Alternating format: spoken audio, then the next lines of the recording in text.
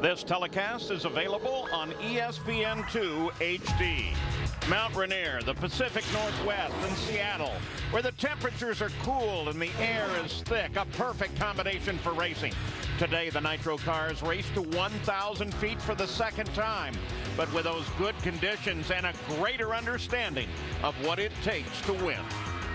Last weekend's race in Denver was a landmark event for the NHRA. Because of the safety concerns, the Top Fuel and Funny Car classes raced to 1,000 feet instead of the quarter mile.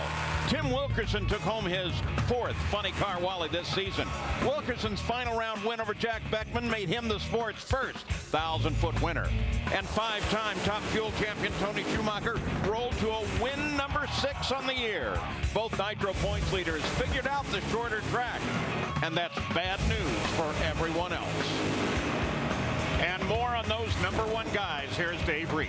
Paul, for the first time in the history of the swing, the point leaders coming into Denver actually won that race. So for Tony Schumacher in Top Fuel, Tim Wilkerson in Funny Car, whose pit I'm in, and Greg Anderson in Pro Stock, those are the guys only eligible to do what 5 people have done before them, including Anderson, and that is sweep the swing. But while the Sarge and Greg Anderson have top qualifying cars, Tim Wilkerson's in a little bit of a different boat. The number 16 qualifier, only the 12th time in his career he's done that. In the previous 11, he has never upset the #1 qualifier. But then again, heading into this season, Tim Wilkerson has never done a lot of the things he's doing currently. Gary Gerould. Well, Dave, this being the midway point of the Western Swing, it is suddenly crunch time for several drivers now in terms of making the top 10 for the countdown to the championship. It is particularly tight in the Funny Car ranks. As you'll notice, 38 points, less than 2 rounds, separate the number 10 and number 13 positions. Jack Beckman, who won at Phoenix, is currently in that 10th spot, closely pursued by Bob Tasca, Del Worsham, Gary Scelzi. It is absolutely imperative for each of these drivers to start stringing together round wins on a consistent basis, and they've got to do it now. Otherwise, they open the door to a season of bitter disappointment. Paul? Similar pressure, similar situation in Top Fuel. Doug Coletta currently sits 9th in the points, but closely followed by Dave Grubnick and by Morgan Lucas. So that battle there revolves around 10th place as well, and that eventually means the championship.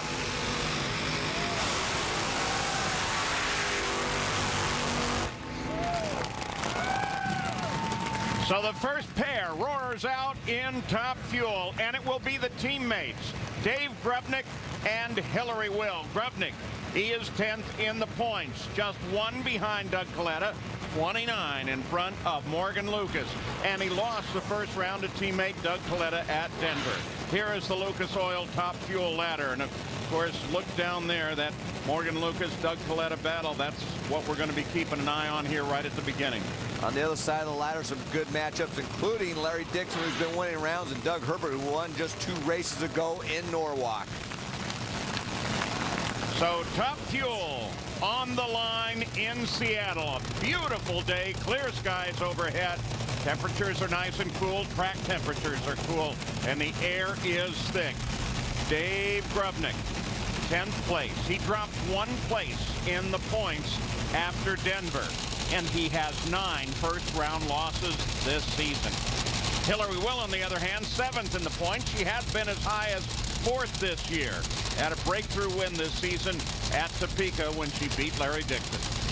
Her crew chief, Jim Oberhofer's been doing a good job all year running the numbers. They got the consistency coming around to get that win. So this is going to be a tough matchup for David Grubnick because he needs this round win to keep his hopes alive for that all-important 10th place. Grubby has lane choice. He's chosen the right-hand lane. Let's see what happens. Hillary smokes the tires, and Grubnick does what he needs to do. He takes the first round win, runs a 4:13. Wasn't a real impressive run. You saw a lot of cylinders going out on Grubby's car. Check out the left side of your screen. Luckily for David, Hillary had spun the tires, because look at that thing. That thing had cylinders out on both sides, but it was enough to get the win. Taking another look at it, something almost mechanical had to go wrong. I mean, well, either that or was spinning the tires in the middle for David Grubnick. Let's take a look. Yeah, right there, start spinning the tires and put cylinders out on both sides.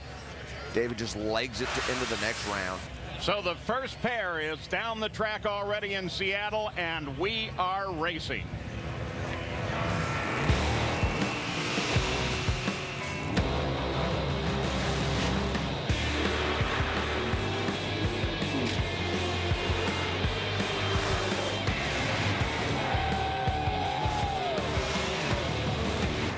The NHRA Powerade Drag Racing Series in the Pacific Northwest for the Shucks Auto Supply Nationals at Pacific Raceways in Seattle.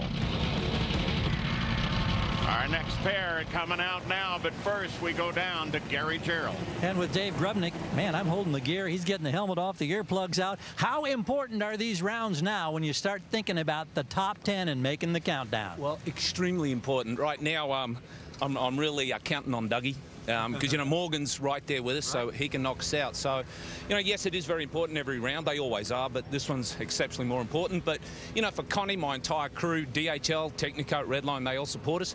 Hopefully we'll keep going rounds today. Sweet way to start the day. Bet it is. So here is Morgan Lucas, Doug Kalitta, that battle for 10th. Kalitta moved up one place in the points after Denver. Morgan, he's 29 points out of 10th, and only his third race day start in the top half of the field this season. Crisp, oxygenated air down here at the starting line. The cars are making a lot of power this weekend. Just talked with Don Schumacher's track specialist, Lanny McLeasy. He says the left lane is smoother out to the transition at about 660 feet. But once you get out there onto the asphalt, both of these lanes will feature bumps. But right now, it's crisp, it's cool, and these guys are going to get after it. So far, they're taking the right lane as lane choice, which kind of surprised me because in qualifying yesterday, when the sun was out, it seemed like they were having more problems in the right-hand lane. But remember, they prepped this track perfectly for this first round. And the left-hand lane fights again. Malukas is all over the place, but it is a win with a 388 and 302 miles an hour. Well, let's take another look at so far. That right lane definitely looks like it is the right choice because we've seen tire smoke out of that left-hand lane by both Hillary Will and then Doug Kalitta about 100 feet down track. So far, Morgan Lucas, you saw him get a little bit loose, but let's go on board. Look how fast that thing just drives away, and from the guys and from Doug Kalitta there. So now we've got a couple pair down the track in Seattle, and we can go historically back now to Denver just a week ago as we started this Western Swing. And at that time, the 1,000-foot rule for the Nitro cars had just been put in place. The Pro Stock, of course, will continue to race at 1,320 feet, but now we know Nitro will race to 1,000 feet through the end of the year. Going into Denver, they had no real lead time, no opportunity to test, of course, and the conditions are a little different there. This will be the first real test. What's everybody thinking about? Well, you know, the racers, they still, the majority of them still like the 1,000-foot track length, but I'll tell you what, Tony Schumacher, he went 380 to the 1,000-foot for the #1 qualifying position. That's 0.02 of a second quicker than Larry Dixon ran at that point when he set the track record in 2005 at a 4:49. Alan Johnson said, well, looking at the numbers at the quarter mile, that would have been about a 4:46 or 4:47. So they're racing 1,000-foot, but they're still kind of thinking quarter mile. We talked about the unusual conditions in Denver. Well, part of it has to do with the weather and the density altitude. That's the big part of it, the density altitude. When you factor in humidity and the barometric pressure, boy, it's about 8,000 feet better here. Here it is. Density altitude is a result of factoring barometric pressure, humidity, temperature, and the water grains per pound of air. That information is used for the tuning purposes. So basically what that means, these engines think that they're running in that altitude, and it really is a good gauge for these crew chiefs to be able to set the tune-ups on these cars. And that's our CSK Tractionary. So we look again to the line. Rod Fuller and Steve Torrence. Winner of this will face Morgan Lucas when we go to the second round of competition.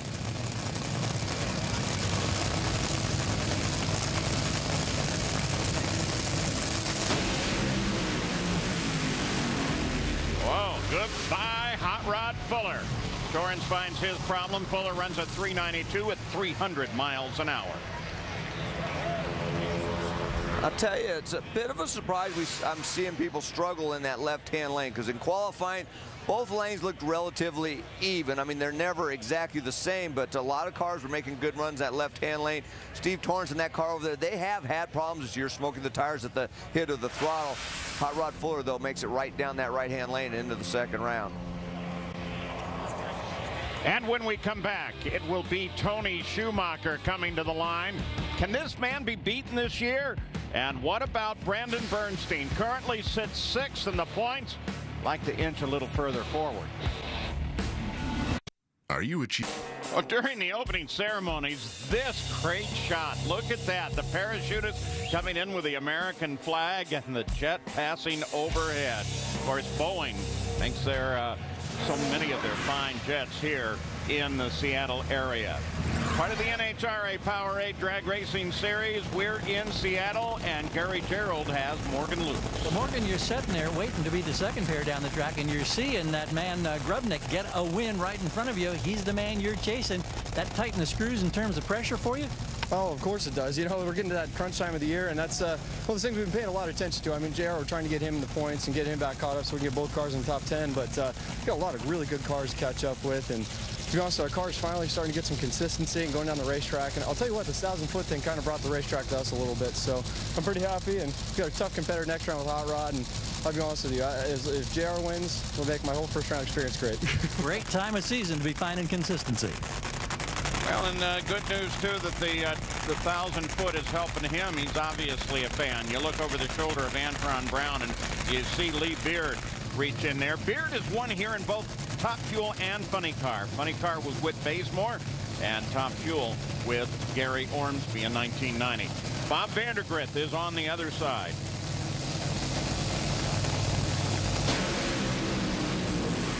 And Antron's in trouble. There's an upset. Wow. Bob Vandergriff will move on to second round. Wow, Lee Beard can't believe that. Everybody was going down that right-hand lane, and his driver, as soon as he hit the throttle, just went up in smoke. Take another look at it. I mean, sometimes you see a mechanical problem. You know, if the clutch applicant, boy, that thing really started spinning early. Possibly could have been a problem with the clutch if it applies that clutch too early from the mechanical end of it. It's obviously you're not going to be able to contain 7,000 horsepower on any racetrack. Watch Bob Vandergriff. He actually had to backpedal it when his smoking tires down track like we saw so many other people in that left-hand lane, but he gets the win. Well, and Vandergriff 95 points out of 10th, so that's pretty meaningful. And don't forget, the Western Swing coverage continues on the NHRA Powerade Series next weekend in Sonoma, California for the Fram Autolite Nationals. Qualifying on Saturday, race day presented by Lucas Oil on Sunday. The final Sunday night, the Western Swing ends there in wine country. And speaking of the Western Swing, what about those who have swept it? That is, won all 3 events in the Western Swing. Little timeline, Mike. First time the great Joe Amato did it here in 1991. Tim Richards was his crew chief at the time. John Force becomes the first and only Funny Car driver to sweep the Western Swing in 1994. Then Corey Mack, what a year he had in 97. He swept the swing and then got his 4th straight victory when we left here and went to Brainerd. He was on a roll at that point, still didn't win the championship. But how about Larry Dixon? He swept the swing and did win his 2nd Top Fuel championship in 2003. And the only man to do it in pro stock, Greg Anderson, 2004. So, go to the start line. Steve was having some trouble backing up his car. He nearly ran over his crew member. It looks like they're still going to make the run. Yeah, this is what happened. Nelson Jones right there on the line, one of our great cameramen. We call them videographers because they're so cool. Almost looks like they're trying to back him out of the way because Steve's trying to get out of the main part of the groove. Obviously, there was some problems there that Steve knew that it was going to be an issue, and he just shuts it off. And Tony Schumacher, he takes the run by himself, a 387, 310. Can he sweep the Western Swing? He has not done it. Trying to add it to his rather incredible Top Fuel resume. He's in his 250th race day start. We go to Gary Gerould. Van der Graaf was the first guy to get the win out of the left lane. Were you sweating that when you saw those earlier pairs succeeding in the opposite side of the track? Yeah, it's never a good omen for you when the cars in front of you are smoking the tires and not winning. But, you know, the UPS team, we've had a hard time winning rounds this year after, you know, a good season last year. So we'll take the round wins any way we can get them for all the people that support us, you know, Speedco and Camping World and UPS. It's about time we did something good. He started this weekend just under 5 rounds out of that 10th spot, gaining some ground. And back up at the start line, backing up. Left side of your screen, that's Brandon Bernstein, and Troy Buff is on the right side of the screen. He drives for Bill Miller. Well, in Funny Car, I've got a rather amazing matchup in first round. First and second in the points. We go to Dave Reeve. Pair 5 in Funny Car. Tim Wilkerson, the man with a 200-point lead, clinched his spot in the countdown to 1. So now is the focus just on trying to sweep the Western Swing? Well, I think the focus is trying to learn how to run our car with our new tires on it, to tell you the truth. We have a car that's not as good as it was before. I think these tires are better than what we had, in my opinion. Or it's just a new car. I'm not smart enough to know which one, so I don't really care. I'm just going to try and figure out how to make my car faster. And so that's really our focus. We're going to try to make our car faster each round and do a little better for Levi, Ray, and Schaap, and hopefully we can get the thing into the finals here. It's not like Timmy has a bad car. It did get down the racetrack very well in qualifying, just didn't ET as good as everybody else's. Troy Buff in just his 9th race of the season. He has 2 round wins in that time. And of course, Brandon Bernstein sits 6th in the points right now. His 5th trip here. In his 4 prior starts, so he either loses in first round or he goes to the final.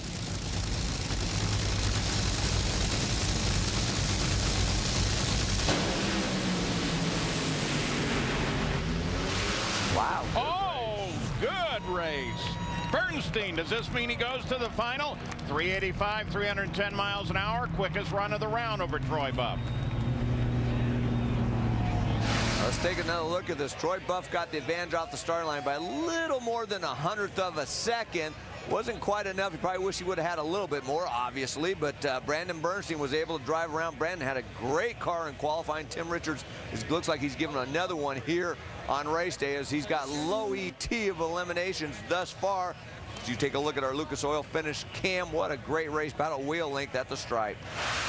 Well, this 1,000 feet is producing some super finishes last week and now this week as Brandon Bernstein climbs clear of the car. And when we come back, our next pair will be these guys, Larry Dixon and Doug Herbert, as they face one another in first round of eliminations.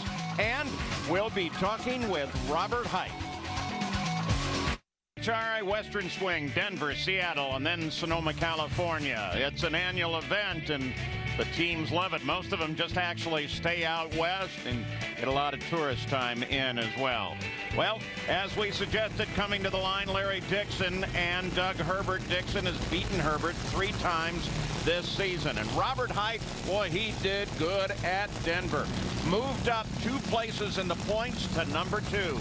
Dave Reeve. Doing pretty good here in Seattle as well. The #1 qualifier with a 4.05 second elapsed time there in the 1,000 foot.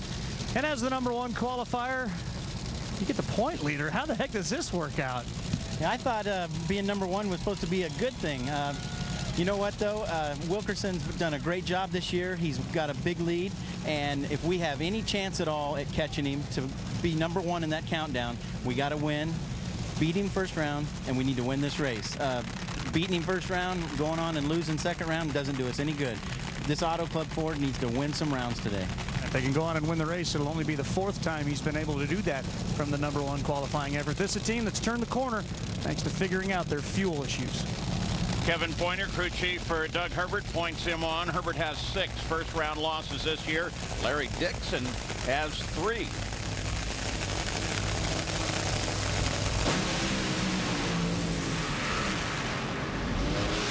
Boy, look at Herbert. He rallies his wins and is really on a roll now. Herbert runs a 391, 304 miles an hour.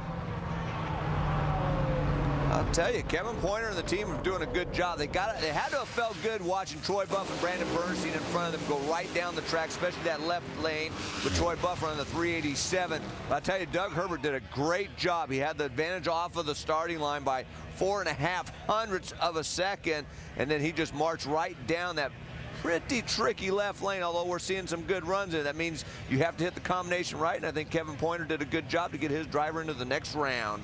And that's pretty important for Herbert because it moves him further and further away for that battle for 10th in Top Fuel. Gives him a little solider grasp on 8th place. And we take you back up to the starting line for J.R. Todd and Corey McClenathan. And just a reminder, NASCAR, the All-State 400 at the Brickyard. And it comes up Sunday, July 27th, 1 o'clock, the NASCAR Sprint Cup Series. That's the big one. I love when they have to kiss the bricks, huh? Ah, they get in the line down there, and yeah, you bet. Yeah. And they started that tradition. That was started by the NASCAR gang. Nice tradition, too. J.R. Todd, 102 points or a little over 5 rounds out of 10th. He has only 3 round wins this season. Atlanta, Bristol, and Norwalk. Corey, he's beaten JR twice this year. And Mike, I've been asking about what's going on with these lanes, what's going on in the left-hand lane with a lot of crew chiefs, and they really are kind of scratching their head. A lot of times, monkey see, monkey do. If the guy in front of you is in that right lane and you got lane choice, you're going to take that lane. But the only suggestion I could come up with, perhaps a little bit of a bump, which makes these cars tough to maneuver when the track's so tight.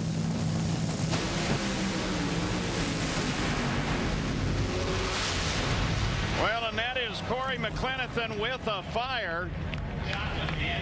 J.R. Todd faded about the halfway point, so Corey Mack takes the win and he'll face Brandon Bernstein when they go into second round of competition.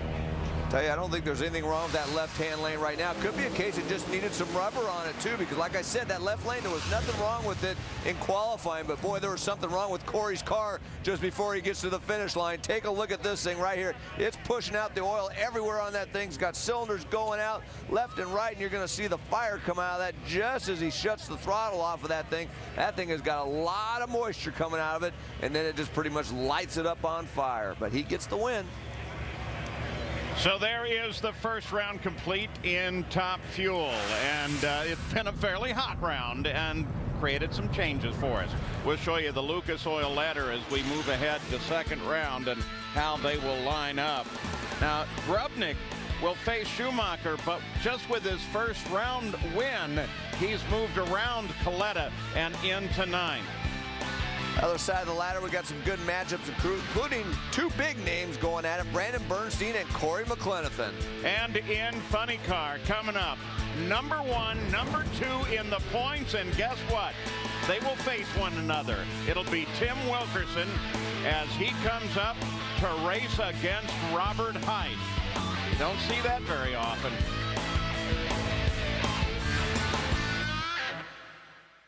And we are back at Pacific Raceways in Seattle for the Shucks Auto Supply Nationals. Tony Bartone, Gary Scelzi come to the line, and it's time for Scelzi Says. In this week's edition, Gary Scelzi explores some options for the future drivers of the sport. As technology improves, everything in life is getting smaller and smaller. Cell phones, cameras, computers.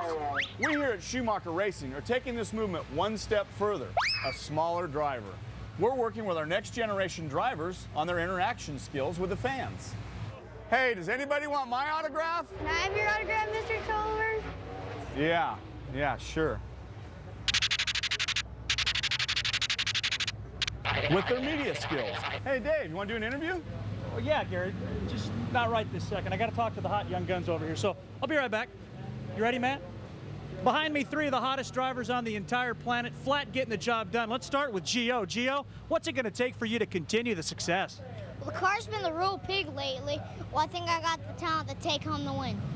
And with their technical understanding of the car. Well, Todd, I think we should change the Rockwell of the clutch disc to increase the coefficient of our clutch pack. Oh yeah, and change all the red wires to blue. But we still have 1 or 2 bugs to work out. The age thing is still an issue. Well, I don't know. It kind of looks a little bit like you. But then there's the problem to get these little guys to see over the dash and through the windshield. I think I got that cured. Borrowed these from Rod Fuller. Okay, let's try this. That should work.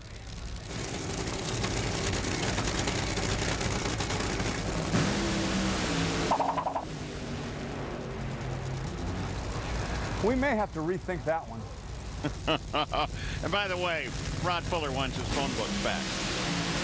And Scelzi's in trouble that quick. He made Bartone, 418, 298. He takes the win. Bad thing is I heard those kids will drive for scale. Taking another look at Gary Scelzi. Big surprise here. That right or left lane looked like it was really coming around. Drove it right up into tire smoke. You heard Gary say he red lighted, didn't he? And for good reason. Tony Bartone had a 004 light. I think that's just pretty much a bad job of red light. He just kind of took a shot at it, hit it just right by 4,000. And Gary saw him jump out there, and he was hoping that Bartone red light, but unfortunately for Gary, he didn't. And now Tony Bartone's in the second round. And only for the second time this season that he's done that. Here is the Lucas Oil Funny Car Ladder. And, of course, number 1, number 2, and the points are coming up. Robert Hight and Tim Wilkerson 6 times this year. Number 1 qualifier has been upset. Good matchups on the other side of the ladder, including Tommy Johnson Jr. going up against Jack Beckman for that all-important 10th spot in the points. Well, it's time for Sounds of the Strip.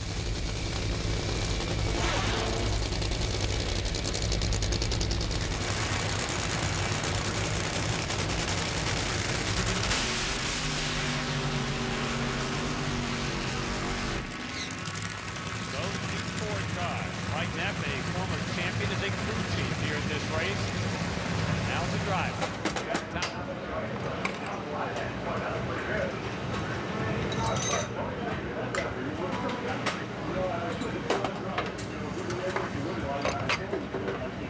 I had to be all over that Christmas dress, and I thought I red light, and I had to make sure that you know, the wind lighter wasn't on in the other lane going down the track. I knew I was on top of that light, and I cut it a little close. I don't want to go.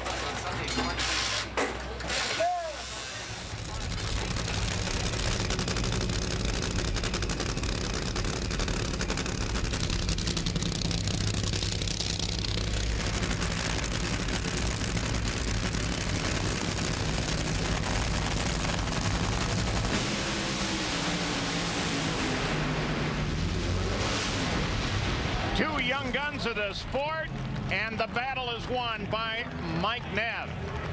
Zippy with an enormous hole shot. Taking a look at Zippy went in deep. That top pre-stage light was out. That means he probably knocked off about 5/100ths off his reaction time and took a little bit off of the elapsed time because he was close to that starting line to get it. But if you take a look at our Motel 6 who got the light and the numbers, when you add that reaction time and elapsed time, the quicker number goes to Mike Neff, and he gets the nod by about a little over half a car length. So Neff will face Bartone when they go to second round. Here comes Del Worsham and Ron Capps. There's a little story brewing around Nitro, yeah, once again, and once again, Dave Reap is all over it. Well, in addition to bringing a pretty big checkbook for your Nitro Methane, this drum right here, $1,800 this week, and that breaks down to about more than almost $41 a gallon for Nitro, is the fact that Alan Johnson, among others, has said perhaps we're starting to get some inconsistent Nitro going on. What's happening? You know, it's hard to say exactly what has happened, but I do know that we spend, as crew chiefs, we spend a lot of time trying to make the horsepower of our car consistent from run to run. And over the last few months, we've had inconsistency that we can't really put our finger on, other than the only variable seems to be the nitro. And we get new batches of nitro at every race, and the engine doesn't appear to make the same power at every race. So this weekend, it appears that for whatever reason, it's making really good power. And I don't think it has.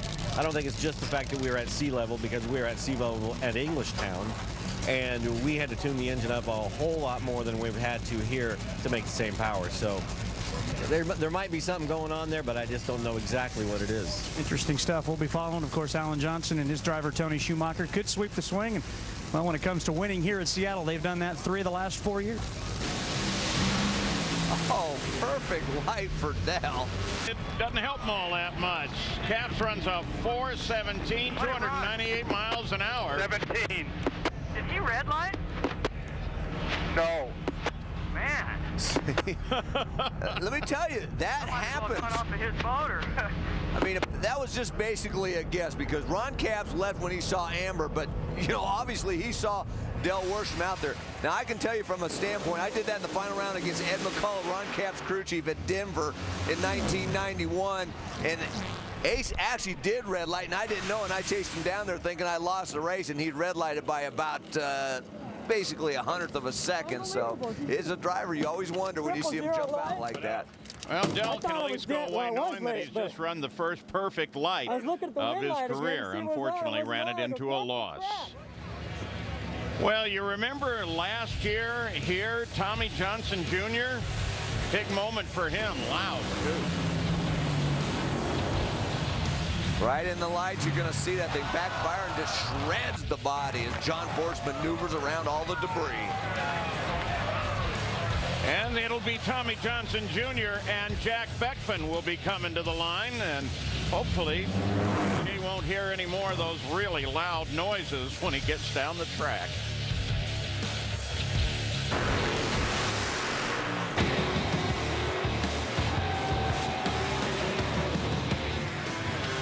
Well, the NHRA Powerade Series is such a family sport. Kids, wives, plenty of camping to come out here. It's just a great time for the whole family, and plenty to see, of course. Right now, though, they're going to be turning their attention up toward the starting line because we are in Funny Car, first round at the Shucks Auto Supply Nationals, and there is Tommy Johnson Jr. You just saw what can happen with him. He's only won 3 rounds this season. He needs to make something happen. Jack Beckman, well, he's right in the middle of that fight, sitting currently in 10th, and everybody using him as a target. Good race. And it's won by Beckman, a 4.16, 297, and that's what he needs to keep doing and doing and doing again. Well, it looks like the tracks or the lanes are pretty even here on the racetrack. We're seeing some good side-by-side racing. You see Tommy Johnson Jr. had the advantage by almost 2/100ths of a second, but Jack Beckman was able to drive around. Look how close it was at the stripe. That 4.16 beats Tommy Johnson's 4.18 elapsed time. Lucas Oil photo finish cam shows by about a fender. Well, and here comes that matchup. We've been talking about it. There's Tim Wilkerson, and here's Robert Hight. Hight did a lot of good at Denver. He moved up 2 spots in the points into second, and Tim Wilkerson, he's clinched a spot in the countdown this weekend. Look what he's done this season. 4 #1 qualifiers, the most in Funny Car. He's been doing a lot with 4 wins and 5 final round appearances, which is also the most in Funny Car. He is having a career year with 26 round wins. He had 27 in 2005 through 2007 combined. Currently first in the Funny Car points, and we're watching first as well as 10th in Funny Car. It's tight all the way. Stat guy? Think about this. Robert Hight, him trying to win from the bum spot. That hasn't happened in drag racing in 5 years in Funny Car. But I also looked at the history of this race. In over 20 years, the average winning qualifying spot is 3.3. Nobody's won this race from the bottom half of the field. That is amazing. And the thing we heard Tim Wilkerson talk about, he's having trouble getting the car moving early, you know, the early numbers. And he went down the racetrack on all 4 of his runs, unlike Robert Hight, who struggled a little bit yesterday. But the key is with Wilkerson saying he's got to get it moving quicker. That always tends, you got to watch for the tire smoke there, but it looks like the lanes are pretty even. The track's pretty good conditions for the amount of sun on it.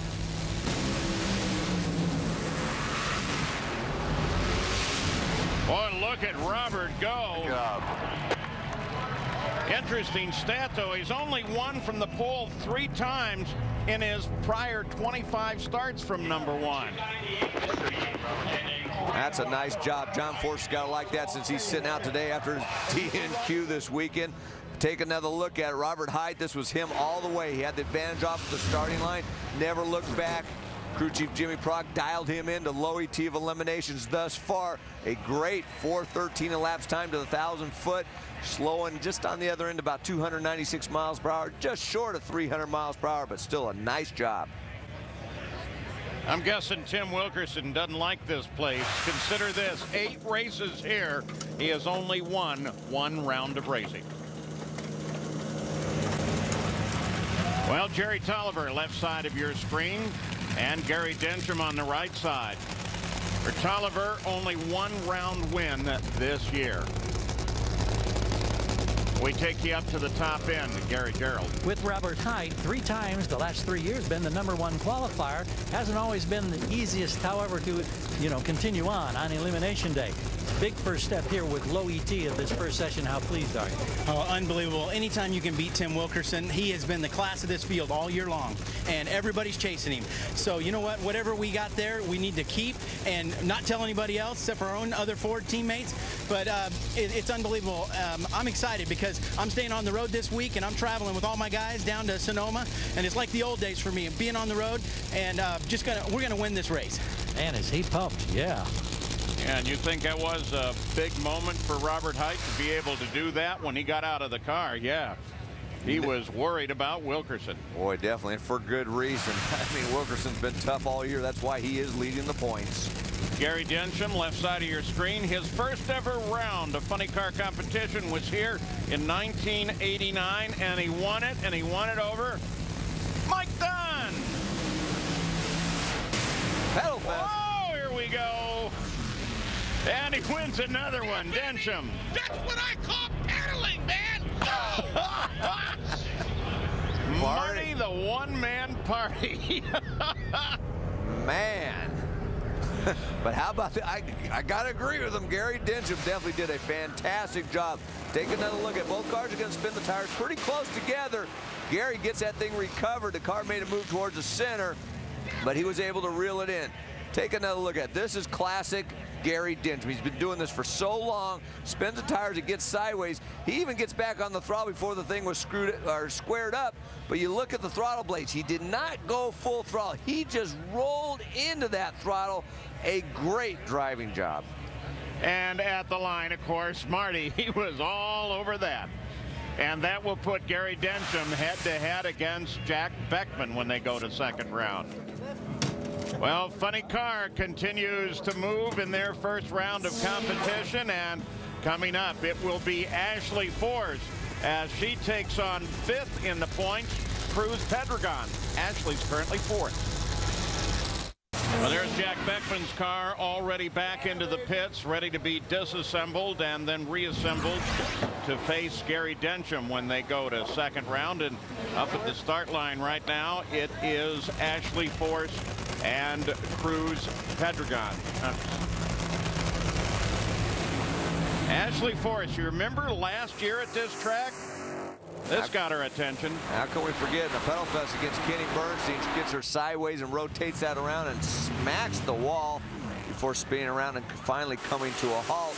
Then last week in Denver, it's kind of the same thing. Starts spinning the tires. It got her a little bit loose and sideways, but she wisely got out of the throttle before hitting anything or crossing the center line. I think that's what a difference a year makes. And so here's 4th and 5th in the points. The Queen of Hearts, who, by the way, attended the ESPY Awards this past Wednesday and did not buy Tony Schumacher a dress for that, as she promised. Got one for herself, though. Well, and a little bit of a surprise here. They've taken the left-hand lane, having the lane choice. Cruz Pedregon is in that right-hand lane.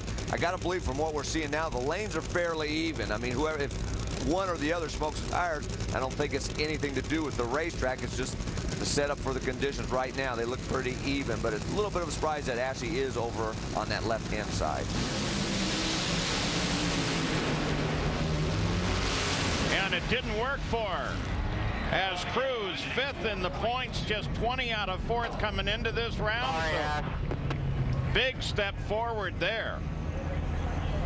Saw Cruz get a big jump off of the starting line, almost 0.06 of a second advantage looking from behind.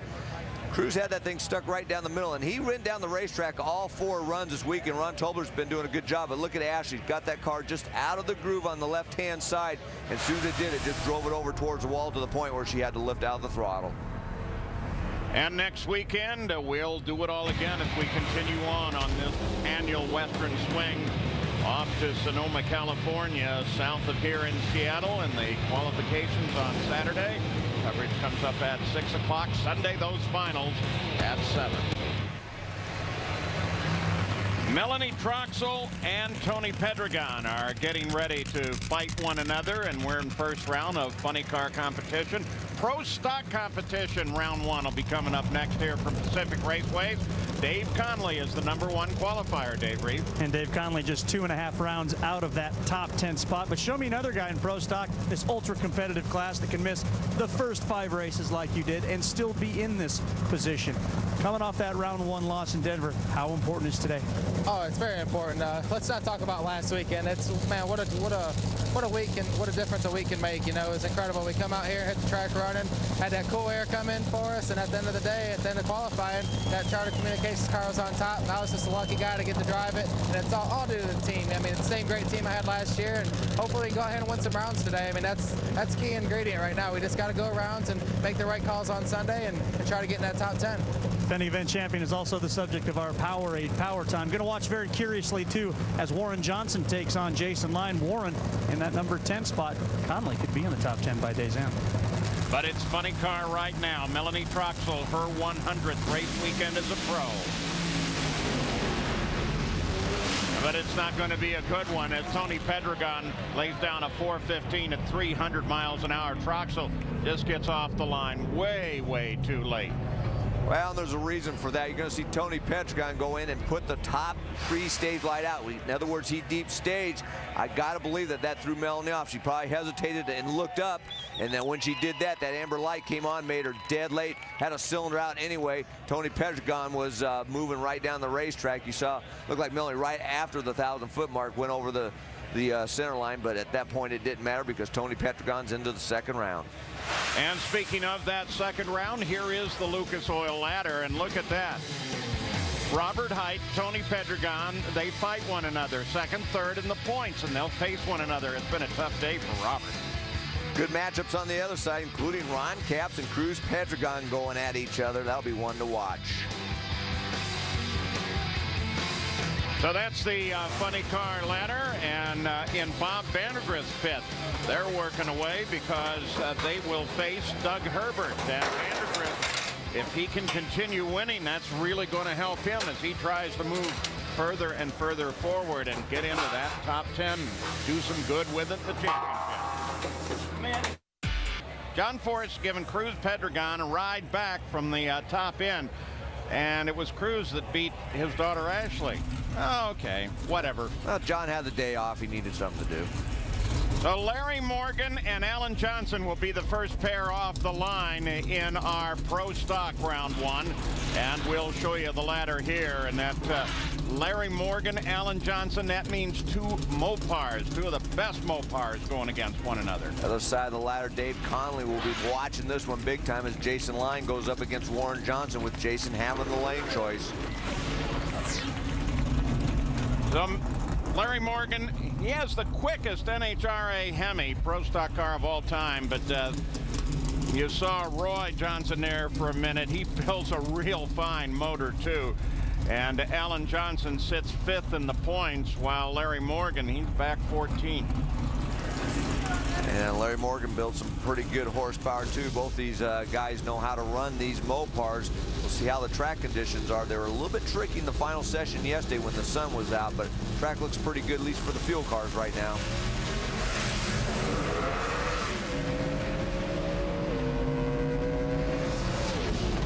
Pro Stock races the 1/4 mile, not the 1,000 feet. 206.67. And Alan Johnson takes that win. Sorry, Larry. Hey, Jack Beckman is with us now. Hey, Jack, how you doing?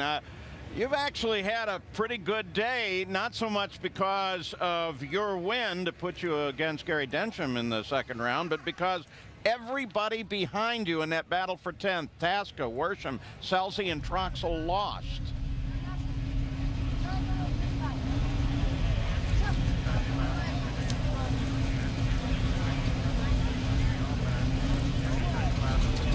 Well, guess what, Jack? You don't know how to turn your microphone on, or else we didn't do it for you. It must have been us. Little technical problem there. We'll solve that. We'll be back to you. Here comes Jeg Coughlin and Mike Edwards. Jeg, since his runner-up at Chicago, has just one round win. Jeg is 9-1 career, racing Mike Edwards in the first round. Edwards 6th in the points, won at Atlanta. There he beat Jason Line. A little bit of a surprise that Jeg is struggling a little bit, but he has been doing that for the last couple races. Mike Edwards with the lane choice has taken that left-hand lane. Fuel Cars all chose the right-hand lane, but the Pro Stockers seem to like the left thus far anyway. And this should be a good matchup. I'll tell you, Mike Edwards has been killer on the tree for the most of the year. We've been talking about that quite a bit, but Jeggy's no slouch. It'll be interesting to see who's first off the line. Jeg's going to want to be because he's a little bit down on the performance so far this weekend. Almost dead even.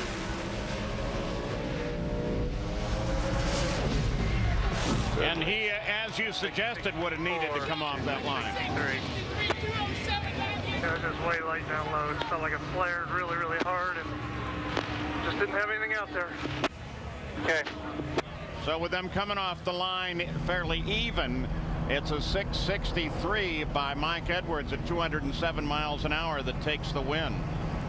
Go on board with Jeg Coughlin. He had 0.02 of a second advantage off the starting line. That's pretty much dead even from our point. But then Mike Edwards was able to run just a little bit quicker on the other end. 0.11 of a second was the margin of victory at the stripe. And there it is. That's what 0.11 of a second looks like it on our Lucas Oil photo finish cam. And we'll back up at the start line, Kurt Johnson and Justin Humphries. And we think we're hooked up with Jack now. Jack, you remember the question? They told me I didn't need a mic. You guys could hear me just fine with my loud voice. Normally, that's true. You know, I was going to say to Mike Dunn there, Mike, you probably remember this. You're strapped in the car, you're 5 pairs back.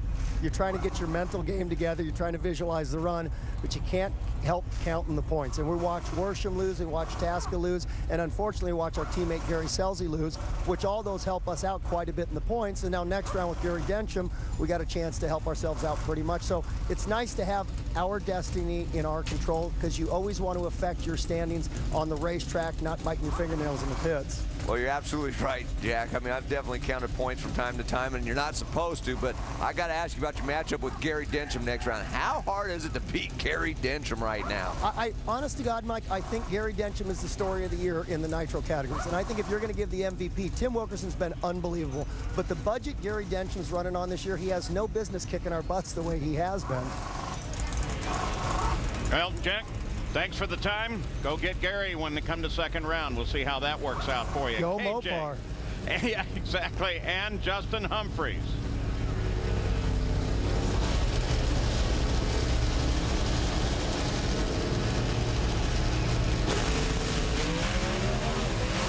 Justin with the advantage off the starting line. Let's see if the Johnson power can overcome it. It does. KJ runs a 6:61, quickest run of the round at 209 miles an hour. He has 3 wins here in Seattle. Only his dad has more. The professor has 4. Take another look at it. Kurt Johnson had to drive around Justin Humphries, but that big horsepower on the other end was able to get him into the next round. And at the line, it's Johnny Gray and V. Gaines. V. Gaines, he's looking to win his 100th round of Pro Stock Car competition. And Johnny Gray, well, he is 15th in the points right now. He ran his first 6.5-second pass in his Pro Stock career here this weekend. That was good enough for the number 4 position. And lane choice, first time in his career. Oh, wow, where's he going? Hey, he did a good job reeling her in, but gave up too much off the line. Caught that baby, but it's still V Gaines that takes the win light, 668, 206 miles an hour. And his 100th round win in pro stock competition. Nice going, B. Taking a look at the launch on left side. Going to see Johnny just get that thing right out of the groove. He's out there no man's land, spinning the tires, and that pretty much cost him the race right at that point. Now we've got a great matchup coming up next. It's going to be Jason Line, third in the points, and he goes against the Professor, Warren Johnson. First raced here in 75. This TSN program is presented in high-definition television by JVC. Beautiful Pacific Northwest. And at the line, Jason Line and Warren Johnson. Do not forget the NASCAR Sprint Cup Series All-State 400 is at the Brickyard on ESPN on Sunday. Coverage begins with NASCAR Countdown at 1. Last year, Tony Stewart, he was the guy kissing the bricks. Can he do it again? So there is Warren Johnson. Last 8 races, he has just 2 round wins. That's almost hard to believe. It is hard to believe because Warren's making a lot of horsepower. He's still doing it here this weekend. He's run some big speed, 209 miles per hour, close to the top speed of the event. Just has not been able to hit the setup. But Jason Line, currently third in the points. You look at his round record. He's won 19 rounds. It's going to be a tough job for WJ to try to get around Jason. But one thing to note, Jason's taking the right-hand lane. He's the first pro stocker to do that. I don't know if that had anything to do with watching Johnny Gray pretty much get completely sideways in that left lane when he let out the clutch. Probably more so they just like what they saw based on their 4 runs in qualifying in that right-hand lane. Yeah, switched lanes right at the last second.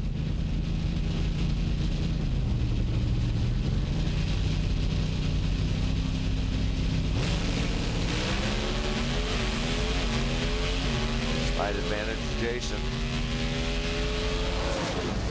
Whoa. Here comes that power you were talking about. You wonder if what that might have been if they'd gone just a little bit further, but it's Jason Line at a 665, 207 miles an hour as he takes down Warren Johnson. And let's take a look at the current point standings. Pro stock, that loss did not help Warren, but it sure helped Dave Conley. Well, with the loss for Warren Johnson, Dave Conley is in pretty good shape. In fact, if he can get into the finals, then he'll move around Warren Johnson and finally into the top 10. Right His now, first matchup is with this man, Ben Watson. That's the man he's going to have to get around. We haven't heard much about Ben Watson. He comes to the events a lot, but doesn't qualify. This is his first race day start of the event. But Dave Conley, I mean, he's not going to take anybody lightly. He knows he's just got to stay focused, hit his light, hit his shift points, try to get this round win.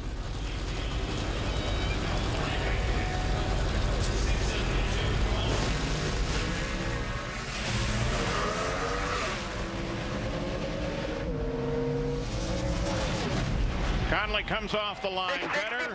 Buddy. We got him. Good job, buddy. Runs at 664, 208, and he moves on to second round. Driver. So now Conley will face Alan Johnson when they come to the second round of competition in pro stock. Take another look at it. Dave Conley didn't push the tree. He didn't have a great race time, but he had a good one, which is exactly what you want to do when you have your competition covered as much as he did. He basically got the light and drove away, hit the shift points perfect. Makes a nice run to get him into the second round. Greg Anderson and Greg Stanfield will be coming up now. You remember at Denver, Greg Anderson?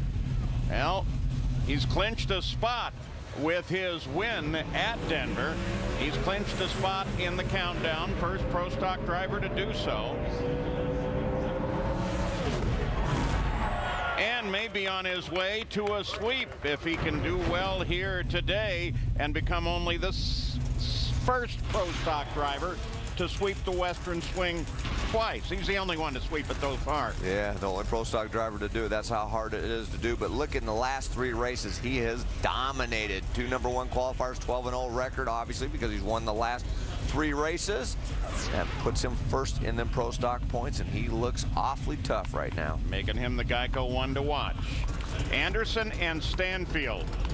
Greg is 9th in the points, 30 out of 8th and 62 in front of Warren Johnson. Be a good matchup right here. It was interesting because Jason Line, you saw that onboard where Warren was pulling it on him. I got to believe that something happened with Jason's engine to have it fall off to only 270 miles per hour. Both him and his teammate Greg Anderson have been running pretty much at 210 miles per hour all weekend long. Greg Stanfield with the advantage off the line. Good race. And Stanfield with the hole shot takes the win, 667, 207 miles an hour. And Greg Anderson has only one round win here in the last 4 years. Gotta hurt. Wow, Greg's going to be kicking himself. He didn't have a bad light. It wasn't great. I mean, he was about, but he was 3.5 behind, 3.5 hundredths behind Greg Stanfield. Greg Stanfield was on his game. See Greg Anderson going through the gears right there. Sounded pretty nice and smooth. Didn't work the wheel very much. Made a nice run, 663, but unfortunately, he came out just a little bit short. Take a look at our Lucas Oil photo finish cam. That is how close it was as Greg Stanfield takes out Greg Anderson. And that brings up our final pair in Pro Stock round 1. It's really a rematch of the first round at Denver. Ron Krischer and Jim Yates. Krischer was the winner at Denver. Krischer's been doing a very good job on the driving side of it, having great consistent reaction times. And right now, Jim Yates could possibly have his work cut out for him. Oh, but Krischer goes red. So with the red light shining for Ron Krischer, nothing in that left lane matters at all. Good job, buddy. Good job. You red lit. You heard the call on the 666. Hey, God, man, I must have been 590 on the tree. And good job, buddy. So that sets up the ladder. We try to listen to the radio as much as we can. The Lucas Oil ladder going to second round in Pro Stock. Look at that matchup as Dave Conley tries to just nibble his way into the semis so that he can get into the top 10. The other side of the ladder, great matchup. Jason Line and Kurt Johnson going out. Can Jason take out the kid? He took out the old man in the first round. Well, and back in the pits, Cap's team, they're getting ready to face Cruz Pedregon. He just beat Ashley Forrest. Cap just beat Del Worsham. It's Nitro coming up.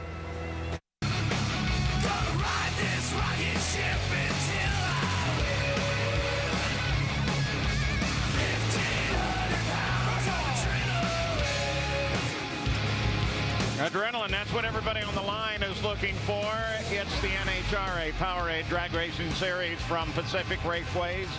The Shucks Auto Supply Nationals. The food out here is great. The entertainment is great. The fans are great. Tim Wilkerson, he lost first round. He's still #1 in funny car points. The fans still love him. We had him wired. Come here, buddy. Let me talk to Ronnie at the same time. Take your helmet. Thank you, bud. Thanks. You get the shirt too while I'm standing there? Got John Force on the front of it. We got to X that out, don't we? John Force. But yeah, a second and a half or 2 seconds. It's been really cool to see you guys having the success that you are. Appreciate it. Yeah. Come here, pal. #1 points leader. How about that, huh? The best. Thanks, man. How's the family doing? Good and good. Okay, that's good. Good to see you. Thanks. I'm getting as old as Force when they got pictures of cars that I used to have a long time ago. Look at that old thing. Maybe the header flames? Yeah, look at that. Yeah, look at that thing. That's an old booger there. Where at? Anywhere? Header flames. Right in the header flames. What year was this? About 98 or 9? Do you know? Yeah, somewhere back in there. I was just going to date it for you. Well, it still says 347 on it, so it must be 98. Thank you very much. Thank you. Appreciate it. You get a hold of him or just Tim Wilkerson, the whole gang, they will move to Sonoma, California, just 1 week away, the final round of the 3-race Western Swing, and it ends in wine country. John Forrest has won at Infineon Raceway 7 times. Hey, even Mike Dunn won there in Top Fuel in '95. It's all a week away. Snow-capped and beautiful. Mount Rainier, the backdrop for this track. It's cold there at 14,000 foot level. Here's Gary. Well, Greg Anderson, who's a man who knows what it's like to sweep the Western Swing. He did it 4 years ago in 2004, but we know that's not going to happen again this year because of that loss to Greg Stanfield. There is good news, however. You become the first in your category to have clinched a spot in the countdown to the championship.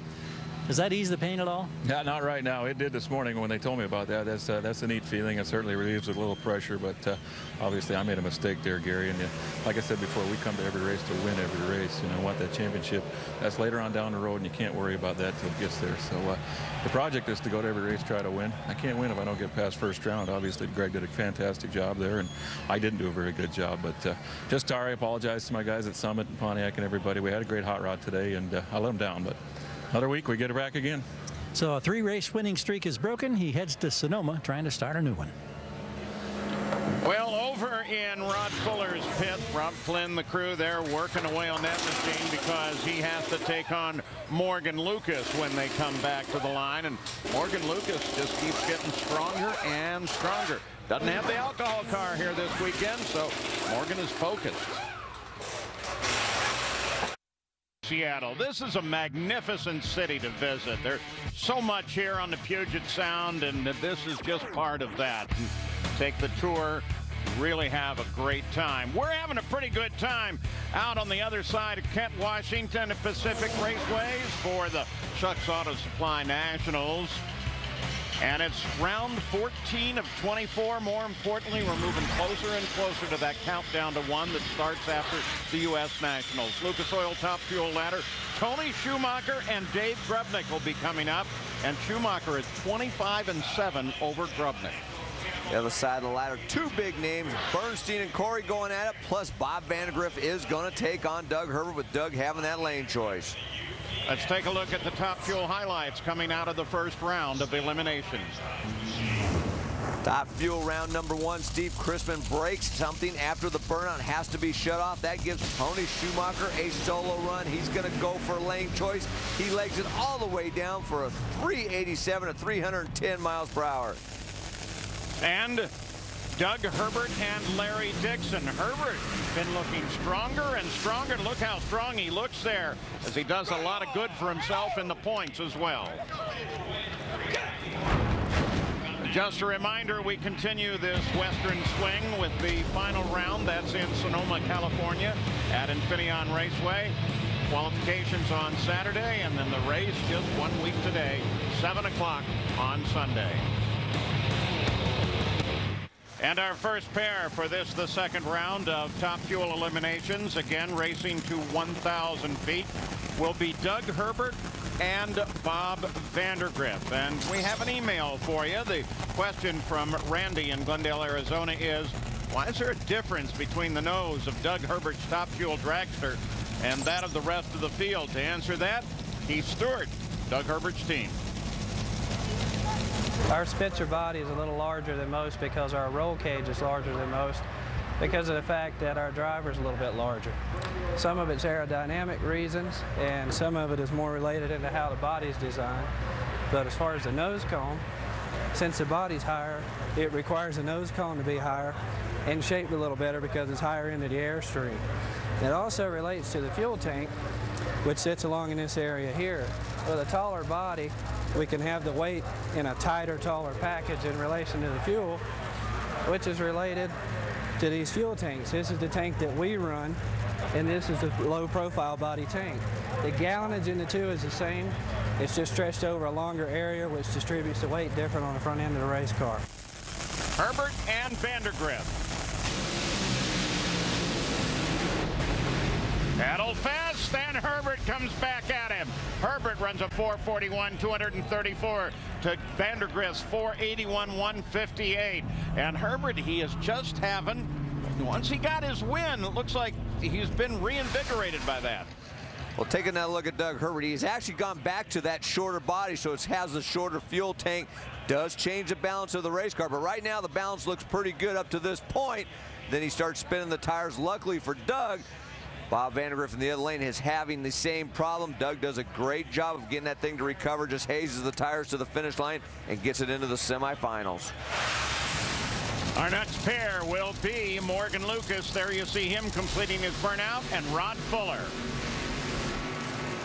Now let's go to the top end, Gary Gerould. This man's been racing here since 1991, and this is the first time you've gone to a semifinal at this racetrack. How much more reinvigorated are you and your team after your victory a couple of weeks back? We are really ready to go. I'll tell you what, Snap-on Tools, Snap-on franchise, you know, everybody's pumped up. Every time I get in this car, I can imagine James sitting there going, "Come on, Dad, let's go," and gives me a lot of inspiration. So we're ready to go and see what happens. It could be in semis. Thanks. So there's Rod Fuller.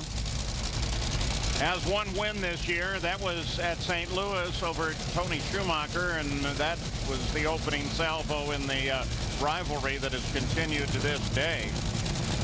Rod clinched a spot in the countdown at this race last year. Morgan Lucas, of course, still looking for his first win. And as we just witnessed by Bob Vandergriff and Doug Herbert, the track's starting to warm up. It's 116 at the starting line. The concern's going to be once you start getting off the concrete onto the asphalt, the transition now. Guys are going to have to start pulling the cars back just a little bit. Yeah, you kind of saw that with the previous run as Herbert finally won out in a pedal fest over Vandergriff.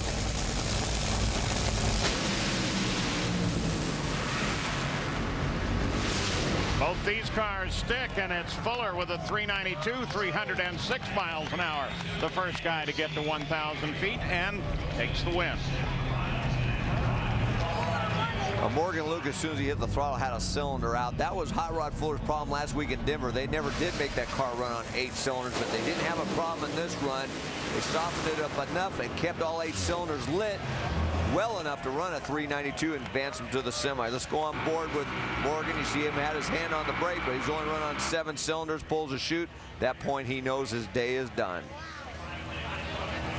It's time for our Fram Specs, where we're going to look at the mile high factor going back to last week versus here at Seattle. We're talking about, yeah, performance-wise, a big difference. Now, remember, the fuel cars can spin the superchargers faster up at altitude, so they can make up for a lot of horsepower, but they're still a little bit down. They lost about 0.15 of a second on average, but the Pro Stock cars, they don't have superchargers. It is what it is. They just change the gear ratio to make up for that lack of horsepower. They lost almost a half a second. Next up, it will be Corey McLenathan and Brandon Bernstein, who is 18-4 career over Corey Mack.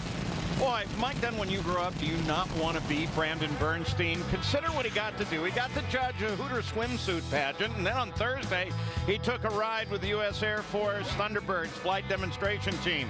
After a little checkup, got on board that red, white, and blue F-16. Look at this as they come off the runway. Straight up to a wing over. Up to 14,000 feet vertical climb. No, he didn't get sick, and he didn't pass out, and he pulled 9.2 Gs. Got the little pin for it, 9G pin. There's the award of that pin. Unfortunately, I got to point out he was wearing a G suit, and if you fly with the Blues, you don't do that. You got to be really good. So you say he was a Hooters judge, huh? He was, yeah. And he also flew something. Wow, man, he's got it made. So, here comes Brandon. He won here in Top Alcohol Dragster in 2001. Corey Mack, he started in Denver's first ever 1,000-foot #1 qualifier, had low ET with a 392. That would have put him in this field at 15th. There's that comparison for you. Corey Mack smokes the tires. Brandon has his troubles too, but he gets there first. 433, 233 miles an hour. That's the win to Brandon. You saw Tim Richards over there going with that little smirk over there saying, yeah, well, we got it, but it wasn't pretty.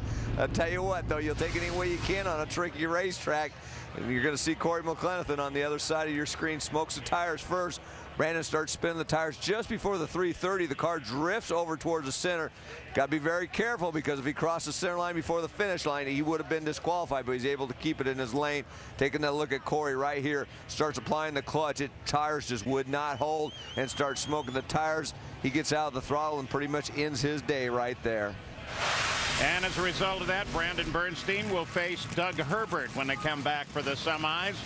Here is Tony Schumacher and Dave Grubnick. Look at the season You know, how does it get any better for Schumacher? You compare it to last year, we're only halfway through. He's got as many wins as he did all season last year. Yeah, 36 round wins to 32, and he was your champion from last year. What's he going to do this year? Hang on. Well, the one question is he going to beat Grubnick, in which case he will face Hot Rod Fuller, who is now with Gary Gerould. So, Hot Rod, you stand here waiting. We're going to see Schumacher and Grubnick coming down the track.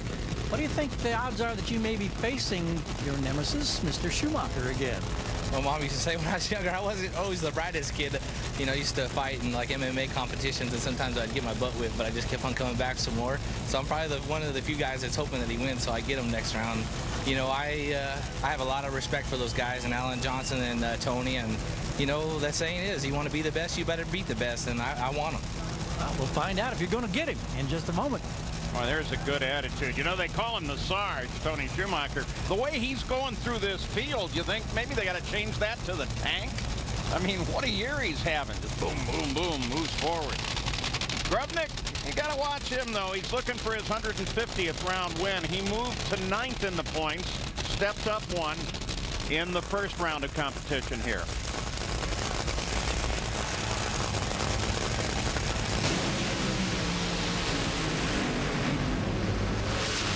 Okay, no question there.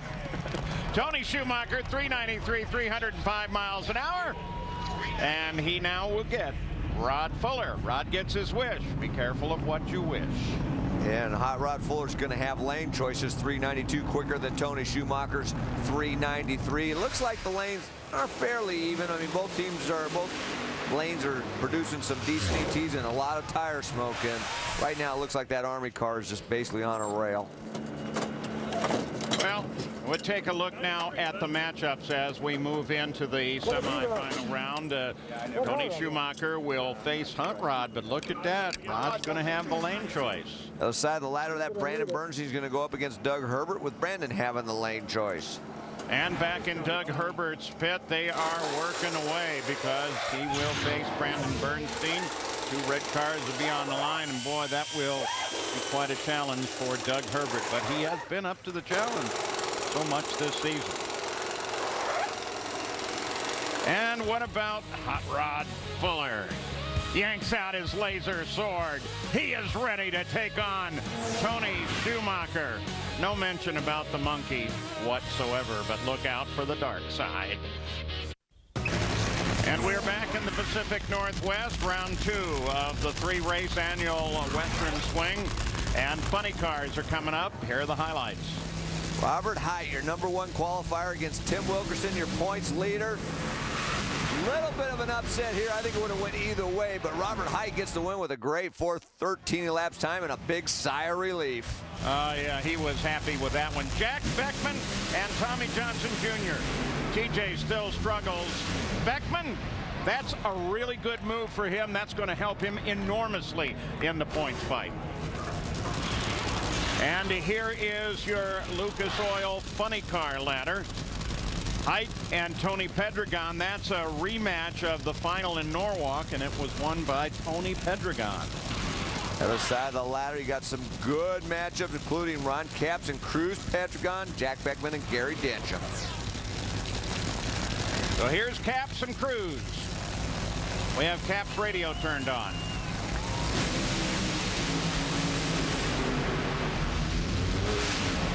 Ron Capps as Cruz fades about mid-track. Capps a 4:23, 285. Thought I was in trouble, boys. I don't know, put a hole out, but it drove me to the center. I would have had it all cranked. Would it run? I tell you, this was a very good race to about half track, and then I think just before the 8th mile, Cruz might have started spinning the tires, possibly because they were pretty much dead even to that point. And then something happened. Yep, you see some tire smoke, and then maybe dropped a couple cylinders, and that ended Cruz's day. And there's Gary Densham. And Jack Beckman. Let's go to Gary Gerould. Well, just a few moments ago, we heard Hot Rod Fuller throwing down the gauntlet one more time. He wants Tony Schumacher. He's got him. What do you got in store for Hot Rod this time around? We got a great race car. It's going to be a battle. You know, that's what the fans show up for, man. We got a great race car. and I wouldn't want to run the U.S. Army car next time. And if they do, you know, I'm not sure people are out there begging to run against our car, but if he wants to have it that way, so be it. You know, it's not like you can't get beat. We can get beat, they can get beat, it doesn't matter. But I think the humble guy's going to win this one. You just got to get in the car and do your job. Have a great race car. You know, I mean, I wouldn't walk in the ring and ask for Tyson or one of the good fighters out there, too. I'd go for a puppy dog for a while till I learn my lesson, and been doing this a long time. Got the best race car and the best crew chief in the business, and they got great guys and great teams, but I don't think you ask for a big battle like that. You just get stuck with it. All right, let's get his teammate real quickly. Ron, we don't have a lot of time. Did he hog all my time? He hogged your time, man. But you're going to another round, and you're stringing them together, and that's important this time of the year. That's it, man. Napa, get the good stuff. That's a big round, especially when you beat that other parts car. It's huge. But Ace, I tell you, we took the left lane. Everybody was taking the right lane up in front, but you got to trust your leader, and Ace is the leader, and we'll look at next round when we get there. He won here 10 years ago. Also won here in Top Fuel. Yeah, come here. Gary Densham and Jack Beckman. Beckman did big favor for himself with his first round win. 5 guys behind him in the points all lost. Really helped Jack.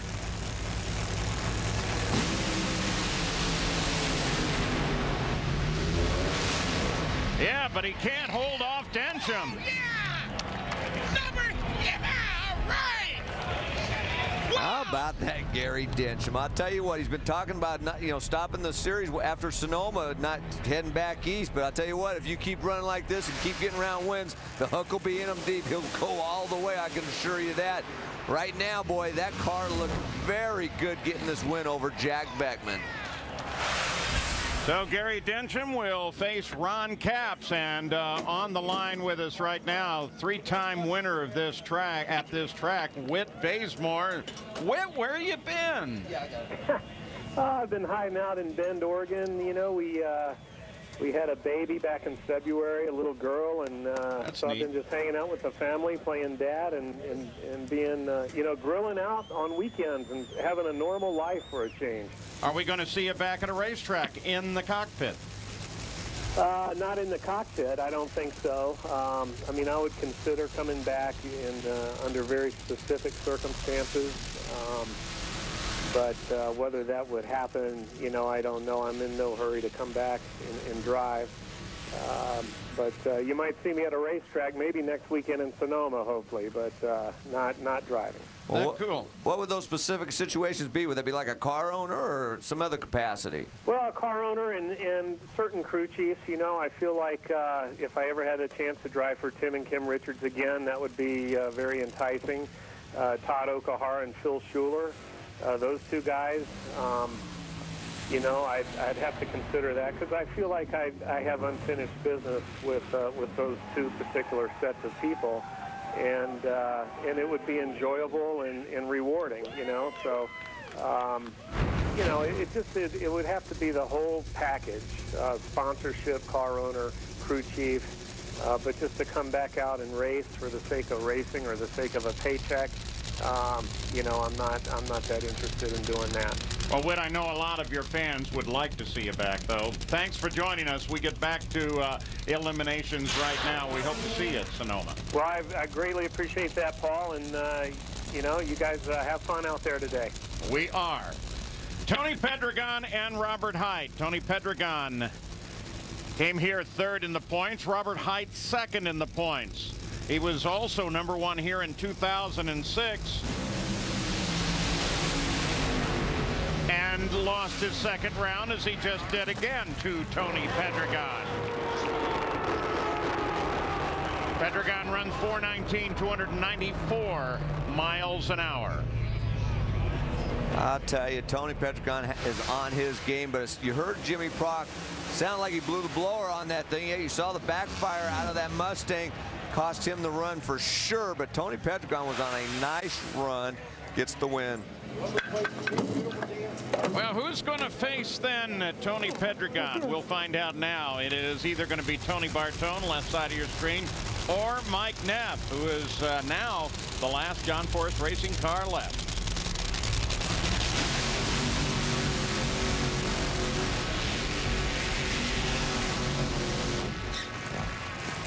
Well, Tony Bartone has 25 career alcohol funny car wins, but is still looking for his first quali in the nitro ranks. Here's a look at the crew that he hopes will get him there. Hi, my name is Tony Bartone, driver of the Canaday All Natural Pet Foods, Wiley X, Jim Dunn Racing, Nitro Funny Car, and I'd like you to meet my crew. James Hoving, Long Beach, California, Transportation and Cylinder Heads, and this is Daisy, the team mascot. Hey, Brian Perry, I'm from Orange County, California, and I'm a bottom end mechanic. Mike McConnell, Roseville, California, right side top end supercharger. Hi, I'm Ted Rombanas from Granite Bay, California. I do top end and ignition. John Dunn, Corona, California, team manager and clutch responsibilities. I'm John Dunn, and I'm from Corona, California, and I help all my teammates on the car. Diane Dunn, Long Beach, California, fuel. Jim Dunn, owner, tuner, Long Beach, California. Well, so we've met the team. We'll see what they can do for their man, Tony Bartone. He faces Mike Neff, who's been runner-up at 3 races this year. You look at Jim Dunn, chief for Bartone. Neff still looking for that win. Looking to become the first male to win their first race this season.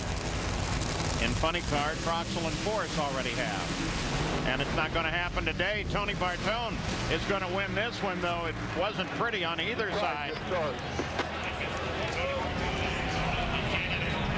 So all of the Force cars are now out of competition, and you saw the somewhat sour look on Ashley Force's face. Not going to be a good trip home. Take another look at left side of your screen. Mike Neff is going to go into tire smoke relatively early, about 200 feet off the starting line. Tony's going to have the same problem. He goes out of the groove just a little bit before half track. It starts spinning the tires. It looked like he might have backpedaled at one time, then it moved over towards the center just after the finish line and still gets the win. Gary Gerald has Tony Pedregon. Tony, what's your satisfaction level right now? Because it seems like this car is really getting down the track, getting a good grip here. Yeah, it is. You know, the conditions are still nice. It's great to be back at sea level, and our car ran, it was flawless in Denver till about 400 or 500 feet into that first round, but feel a lot better, real confident, and anytime Dickie's got confidence, that means I've got confidence. And Wicked Quick this weekend, it's a great line of apparel, and always Prestone and Q horsepower and Chevrolet. You just got to make the right adjustments under these conditions. Crew chiefs hate to pull it back, but if you're going to race smart, you got to pull it back a little, and I just got faith in Dickie right now, and we're going to keep plugging away because we know we got the top 2 guys out, and we got a lot of ground to catch up. Pair of Tonys coming up in the next round, Bartone and Pedregon. Yeah, that's exactly it. Kind of an unusual matchup, all said and done. Tony Bartone and Tony Pedregon. Pedregon has the lane choice, and Ron Capps will face Gary Densham. That's when we go to semifinals. Supply Nationals, and the fans, well, they're loving every minute of it. Get back in Nitro Alley, go buy anything you want, have a good time, get something to eat, and watch the races. Let's show you the Lucas Oil ladder for Pro Stock, because they're coming up now, and Dave Conley got a pretty good climb. He's going to have to get around Alan Johnson if he wants to move into the top 10, but it is possible. Some more good matchups, including Kurt Johnson and Jason Line going at. That's going to be a good race. But first, we're going to start off with Jim Yates and V. Gaines. Gaines has had 5 red lights on race day this year. Doesn't do it this time, though. And look at him go. Yates in trouble. That one goes to V. Gaines. 670, 206 miles an hour. Broke the wheelie bar, too, on the right-hand side. All right. That was Jim you heard talking. Let's see if we can tell if it breaks the wheelie bar on the right-hand side. It definitely got loose. Oh, it did. Man, look at that. I tell you what. He's got a good feel for that race car. It just went into violent shake, though. And here is your next pair, Alan Johnson and Dave Conley.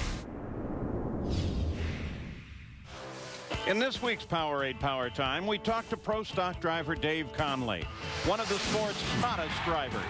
5 straight for Dave Conley, and he sweeps the countdown. For us to go out there and pick up 5 wins and kind of join the elite group of Pro Stock racers that won 5 consecutive races is pretty astounding. I mean, I don't really think about, you know, the record books and things like that at this point in my career. It's just kind of, you know, you just roll with the flow. But I'm sure one day I'll look back and be pretty proud of that moment.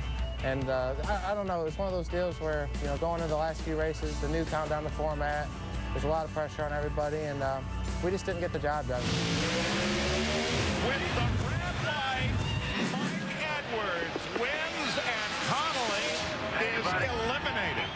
The frustrations of coming up short in his quest for an 07 Pro Stock Championship continued when he learned that just weeks before the start of the 08 season, he would be without a sponsor, putting his career on hold. You know, not going to Pomona, that's probably the first time in 4.5 years that I'd ever went to one of the NHRA national events. So it was a little different. I mean, sitting at the couch, I mean, you find yourself clicking on NHRA.com and looking at the results and seeing how everybody's doing. Myself not being out there was hard to handle. I'm not a very good spectator, I guess you could say. I kind of want to be behind the wheel of something and out there racing. So meanwhile, while I wasn't at Pomona, at least I got the opportunity to go back and kind of go to my roots and run my Supercomp dragster a little bit. So I was staying behind the wheel of something at all times. After sitting out the first 5 races of the 08 season, team owner Victor Cagnazzi secured a long-term sponsorship with Charter Communications. In his first 3 races back, he advanced to the finals in 2 of them, winning at Bristol. But Dave Conley knows the pressure is still on him to get a spot in the countdown. We're still doing the chase, and they already got a top 10 spot, so I guess the pressure's still on us. I got a great group of guys, Victor Cagnazzi, the whole crew that I have is kind of like family. I mean, I think that's why we can pick up the pace and land back on our feet as fast as we did, even though we did miss 5 races. We're like a big family. You know, right now we definitely have a chance with the new format to the countdown. You know, there's still hope, there's still will, there's still a way, and we're going to try our best to get to the top 10 and go for the big trophy at the end of the day, because that's what it's all about. Well, for Dave Conley, this is his chance to get in to the top 10 of the points. It's been a short run considering he missed the first 5 races of the season. But if he can get into the semis, he will have won enough to move into 10th. That's a great job for the kid. And the kid's got to do the job on the starting line. Both these cars ran pretty much identical elapsed times in the first round, but Dave Conley, consider this. He is 3 and 23 off, 9 and 18 off the line first. AJ, Alan Johnson, is 3 and 23 being first off the line. So neither driver's having the kind of years that they're definitely capable or the kind of years that they've had in the past when it comes to getting that reaction time.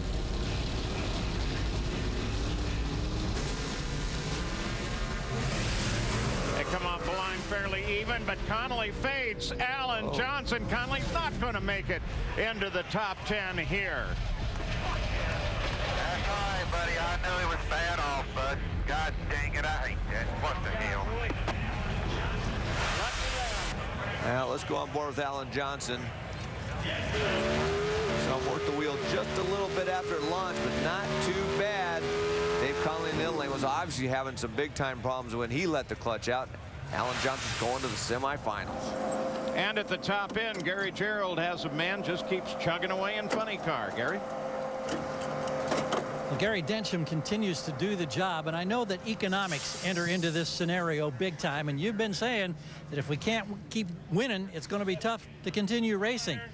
How much does this help you when winning these rounds? Well, it always helps. You know, winning rounds is good. You know, don't actually make any money winning rounds. Costs more to run than we win. But to stay in the top 10, get that extra bonus money, keep everybody happy out there. Thanks to Commercial Metal Fabricators, Marty the Party, Race Bricks, you know, DJ Safety, all the people that give us a hand out here. You know, I can't thank them enough. And hopefully we just get to be able to keep going because we're having a great time. Fun watching you. Oh, boy. Thanks. And for Gary, that is his 200th round win. He got his first one here in '89 over Mike Dunn. Sorry. I know you didn't want me to say that again. Greg Stanfield, runner-up at Las Vegas and Bristol. Still looking, though, for his first ever Pro Stock car race. Saw the gang out to dinner last night. They seemed to act like they felt they have a chance here today. He faces, though, Mike Edwards, who won at Atlanta over Jason Line and is running his own engine program this year. Boy, that engine program has been working very well. They're making good horsepower, making good runs. He has lane choices. Kind of surprised me. They've taken the left lane. So far, the first 2 pair of that left lane, nobody's really gotten down that. In fact, nobody has gotten down it in Pro Stock. But yet Mike Edwards likes it over there. Might be to Greg Stanfield's advantage. We don't know. We'll find out here shortly, though.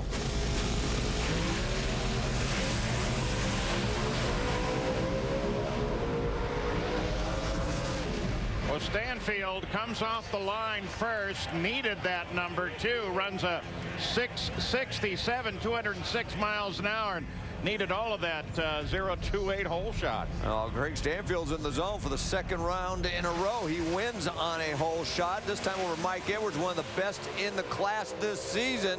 But Mike was uncharacteristically late off of the starting line, and Greg Stanfield, because of that, gets the nod at the stripe by about half a car length. You look at the on-track elapsed time, that was Greg Stanfield from start to finish, and gets a nice victory. And that brings our last pair in Pro Stock to the line. Kind of smoky in the cockpit there for Jason Line as he's just completed the burnout. That's why they open the door and try to get all the smoke out of there so they can see the instruments and make the run when it's time. Jason lost in round 2 at Denver to Kurt Johnson, and you know, guess who he has to face? Kurt Johnson. Let's go to Gary Gerould. And with Greg Stanfield, who gets out, and I saw a sigh. Was that a sigh of relief? A sigh of, well, describe it for us. I got to tell you, the weekend we've had here, first 4 qualifying runs, 4 engines. So to go 2 rounds here, it's that's a tribute to my team. Thank God we got one engine that's hanging in there for us. And Attitude Apparel, Bart Price, Greg Hill, hey, we're trying. And 500's advantage on the tree didn't hurt. Whole shot win, by the way, the second time today. We'll talk to Alan Johnson right after this next pair. Well, they make the adjustments on Kurt Johnson's machine. He won his first ever Pro Stock car race here in '93 over Mark Powick. Since then, he has gone on and won 37 more races, including 3 here at Seattle.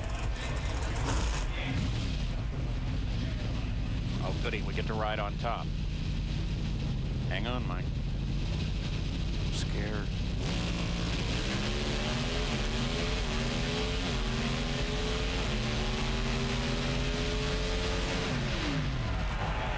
Jason Line off the line first, takes the hole shot, takes the win, 663 to a losing 662. And that is Kurt's 5th hole shot loss of the season. Well, wow. Give credit to Jason Line. He did his job. You look at the margin of victory at the stripe, about 1/4 of a car length. Jason had 300 of a second advantage off the starting line and just took it all the way to the finish for the win. Let's go to Gary Gerould with Alan Johnson. As promised, with Alan Johnson, who now finds himself getting ready for V Gaines. You got the old reliable pro there when you go against V. Anything special in your mind in store for him? Yeah, I better get off the starting line. V, he's been driving his hind end off all year, you know, another Hemi there. So we'll have a Hemi in the finals, and our Mopar Dodge Stratus, man, it's really trucking right now. So if I can do my job, I think we'll handle him. As Amanda was talking about getting momentum on the Western Swing, I'd say he's getting in his pocket. Well, with Greg Anderson and Kurt Johnson now out of competition, Jason Line could do a lot of good for himself when they move into the semifinals, if not going on in the win. Alan Johnson will face V Gaines, and Greg Stanfield will face Jason Line. Jason Line has the lane choice. Back to Gary. Well, there have been too many times that we've come to Jason Line and said, man, you get a win on a hole shot. How good's that? Oh, it's really good. The bad thing is they're going to want me to do it all the time now that they know it can be done. But it's exciting, and it's good to beat Kurt. You know, he's ahead of us in points, and for all the Summit guys and everybody, Pontiac, Ringer's Gloves, everybody that takes care of us, I appreciate it. All right, and Jason is reveling in the fact that he's never won but 1 round at this racetrack prior to this year. Good stuff. Starting to like it. It's something worthy of liking. Well, when we come back, it will be back to the 1,000-foot line and Nitro. Tony Schumacher will have to face his little buddy, Rod Fuller. And Rod is doing everything he can to get under Schumacher's skin, if not out in front. And the fans are loving every minute of it at the Schucks Auto Supply Nationals. And you remember earlier in the year, Mike Dunn got that unique opportunity. He was invited to visit Jay Leno in his magnificent garage down in the L.A. area, where Jay showed him some extremes in horsepower.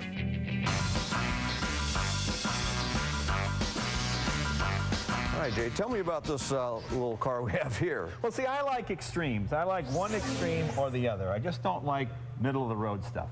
This car is a 1964 F600 Honda.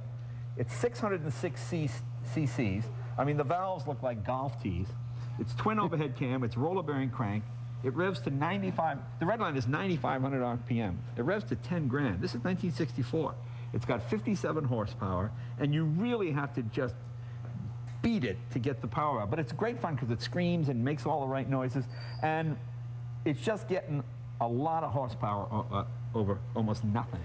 Now this would be the other extreme. This thing weighs 5 tons, 10,000 pounds.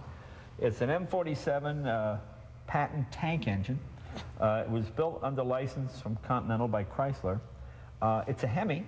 It's a Hemi head, overhead cam. I'm not sure the exact displacement, about 36 or 37 liters, I think it is. We got twin turbochargers on it with Bosch fuel injection. When I got the car, it was originally about 810, 850 horsepower with 2 carburetors on it.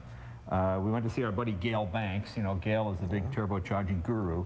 And these are, I guess, some old Champ Car turbochargers. And we put those on there. And we're looking at about 1,400, 1,600 horsepower now. We got an Allison 6-speed transmission, double overdrive, big disc brakes on the front and back. And it's a lot of fun to drive. I mean, it's hilarious. When you pull up behind a Mini Cooper in this thing and you lean on the horn, oh my God, they turn freak. Oh, it's hilarious. And whenever I have Schwarzenegger on the show, he loves it because it looked like the Terminator car. The front looked like the Terminator, so he loves this car. He just thinks this is crazy. I tell you, you gotta love Jay Leno. I mean, he knows everything about those cars, the history and so forth, but we also have some great old-time Top Fuel dragsters out here from the Northwest, including that car just now making the turn. Jerry the King Ruth used to race up here with Ed the Ace McCullough. That's how McCullough got his nickname, because an ace always beats a king. And don't forget NASCAR. The NASCAR Sprint Cup Series. It's the All-State 400, and it's at the Indianapolis Motor Speedway. The Brickyard comes up on ESPN next Sunday. Now Dave Reef has Brandon Bernstein. You'll have to excuse me if I've got a little Brandon envy going on right now. After all, he's got a fast car. He's in the semis, but geez, 9G pin with the Thunderbirds, judging Hooters contests. Wow. Yeah, it's a good summer so far for Brandon. No, we're having a great time, and you know, I can't say enough about the Air Force and the Thunderbirds especially, and what they did for me. I mean, that was a ride of a lifetime, and yeah, I got my 9G pin right there, right on my lapel there. No passing out, no puking, no anything? No passing out, no puking. Got a little bit of queasiness at one point, but I just reached over and hit the 100% O2 and went right away for after about 2 or 3 minutes, and it was perfect. It was a blast, though. Makes driving one of these Top Fuel cars seem kind of weak, but at least he's in the semis. Been a long time, too, since this guy's got a win. And as long as we're talking about Brandon Bernstein, let's talk about Tony Schumacher and take you back to 2005. Huge moment. Right side of your screen, you're going to want to watch this. The car breaks in half right at the lights, but Tony was getting that shootout. That's what saved that car from going away. Well, we'll see how they do, guys like Schumacher and Bernstein in the Nitro class, because semifinals are coming up.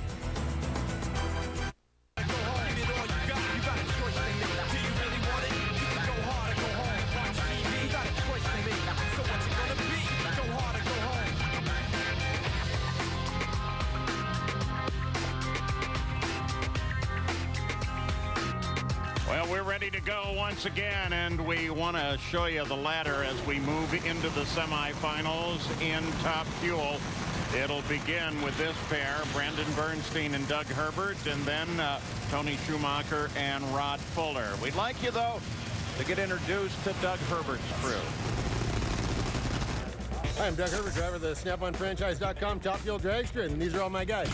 Scott Gaddy, Charlotte, North Carolina, car chief. James Colt, Klamath Falls, Oregon, clutch guy. Larry Lush, Waynesville, North Carolina, cylinder heads. Brad Forns, Galt, California, team manager. Ronnie Brown, Compton, California, hot dogs and blowers. Dave McComb, Yorba, California, superchargers. Michael O'Gwin, Nashville, Tennessee, short block specialist. Brian Boyle, King George, Virginia, clutch assistant. Keith Stewart, Smithfield, North Carolina, co-crew chief. Kevin Pointer, Mission Viejo, California, crew chief.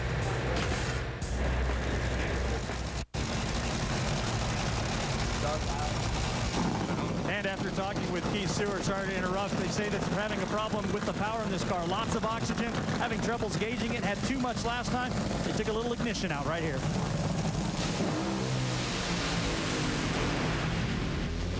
Well, they both smoke. But Bernstein is able to last with it. A 426, 241 miles an hour as he takes down Doug Herbert. Boy, the teams are really having trouble getting these cars hooked up to this asphalt here, or the concrete and the asphalt transition. You heard Dave talk about taking timing out of it. That takes horsepower away, also drops the RPM down a little bit. Doesn't apply the clutch quite as hard. It does a number of things, but obviously it wasn't enough for either of those teams. They probably need to take a little bit more out of it. And Brandon Bernstein will go into his 4th final round of the season, as already the crew is there to fall all over that car and get it ready for the final. Yeah, here's one of our favorite matchups when Tony Schumacher and his tank come out against Rod Fuller. 5th matchup for the arch rivals this season. Each won 2 races prior. Each have a win over the other in a final. This was in St. Louis, where Hot Rod Fuller was able to take out Tony Schumacher in that final round, get the win. Started the whole dark side controversy. Then in Chicago, see Hot Rod go up in smoke, have to backpedal. Tony Schumacher was able to pay him back. Both final round wins, and of course, if you're going to talk big, you got to back it up. But so far, Rod's been equal to Tony in that department as well. Yeah, he's been able to back it up from time to time, but Tony Schumacher still has an awfully tough race car over there, and I don't know. I mean, I don't blame Hot Rod. I mean, he's just laying down the gauntlet. He's got confidence in his crew chief, Rob Flynn, and that car for good reason. I mean, they've been running well. They haven't been running as consistent as Alan Johnson and Tony Schumacher on the other end. But if they can't make the power, they can definitely run the number on them sometimes when they need to. The problem is right now, this is a finesse racetrack. Cylinder out for Hot Rod.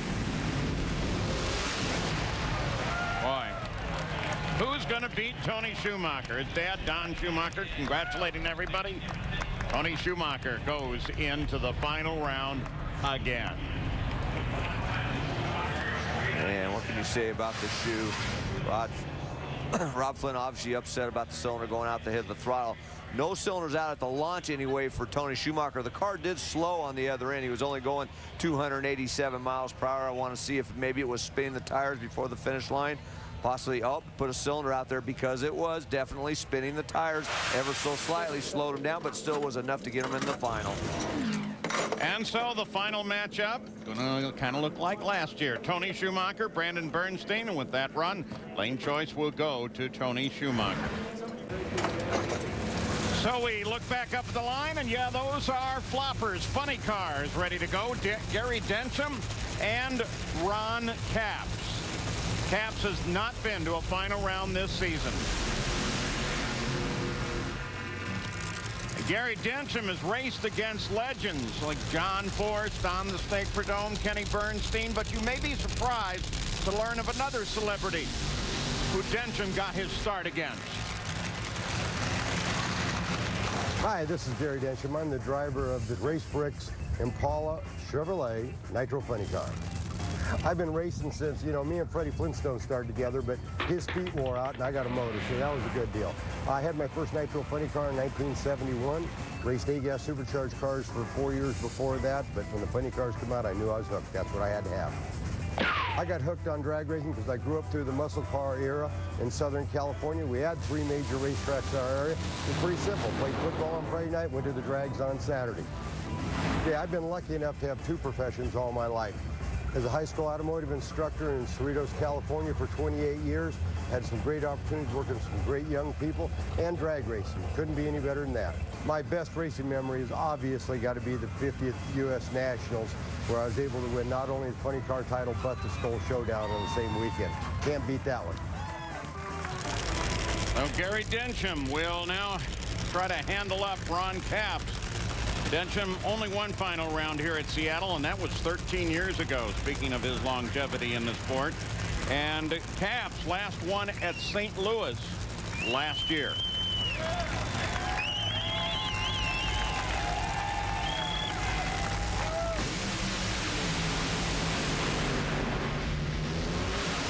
Ron Capps, 426, 284 miles an hour as the ace looks down the track.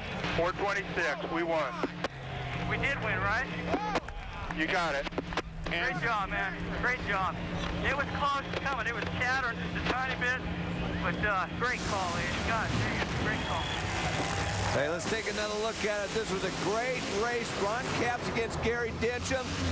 It's great side-by-side racing. Stay with us. We've got some more racing action coming at you here in Seattle. Telecast is available on ESPN2 HD. Well, here comes Tony Bartone and Tony Pedregon. And Gary Gerould caught up with Bartone after his last round win. Tony Bartone ran so well on Friday night in qualifying that you passed up both sessions on Saturday. And here you are going on to the semifinals. Any disadvantage at all to setting out those 2 rounds? Well, you know, every lap with these cars is an experiment. We're always trying to make them run a little faster, a little smoother. The atmospheric conditions change, the track's changing. So this is always an experiment in drag racing going down these racetracks. But we sat out yesterday. You know, it was a little hotter. We didn't feel we could improve in qualifying, and we figured we would roll the dice with this Canada all-natural pet foods car and see what we could do here on Sunday. And we're going rounds now. Maybe saved a few bucks in the process.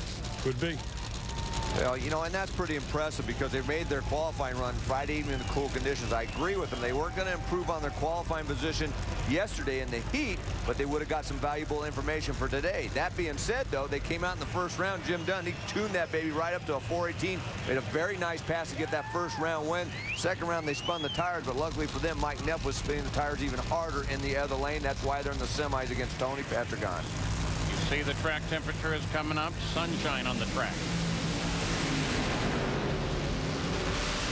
And look at Tony Bartone. Tony Bartone is now in his 2nd career final round. How about that? And he's going to have lane choice over Ron Capps. Well, sitting out on those runs apparently didn't make any difference at all. No, they got pretty good handle on him. He had a cylinder go out fairly early, and right at that point I thought, well, Tony Pedregon might have it, but then you saw Tony drift over towards the wall, start spinning the tires and possibly eating some parts up. That's what cost Tony Pedregon the win. Right at half track, it looked like he was ahead before the car moved over because Tony Bartone had the cylinder out, but because he kept in the middle of the lane, he gets into the final round.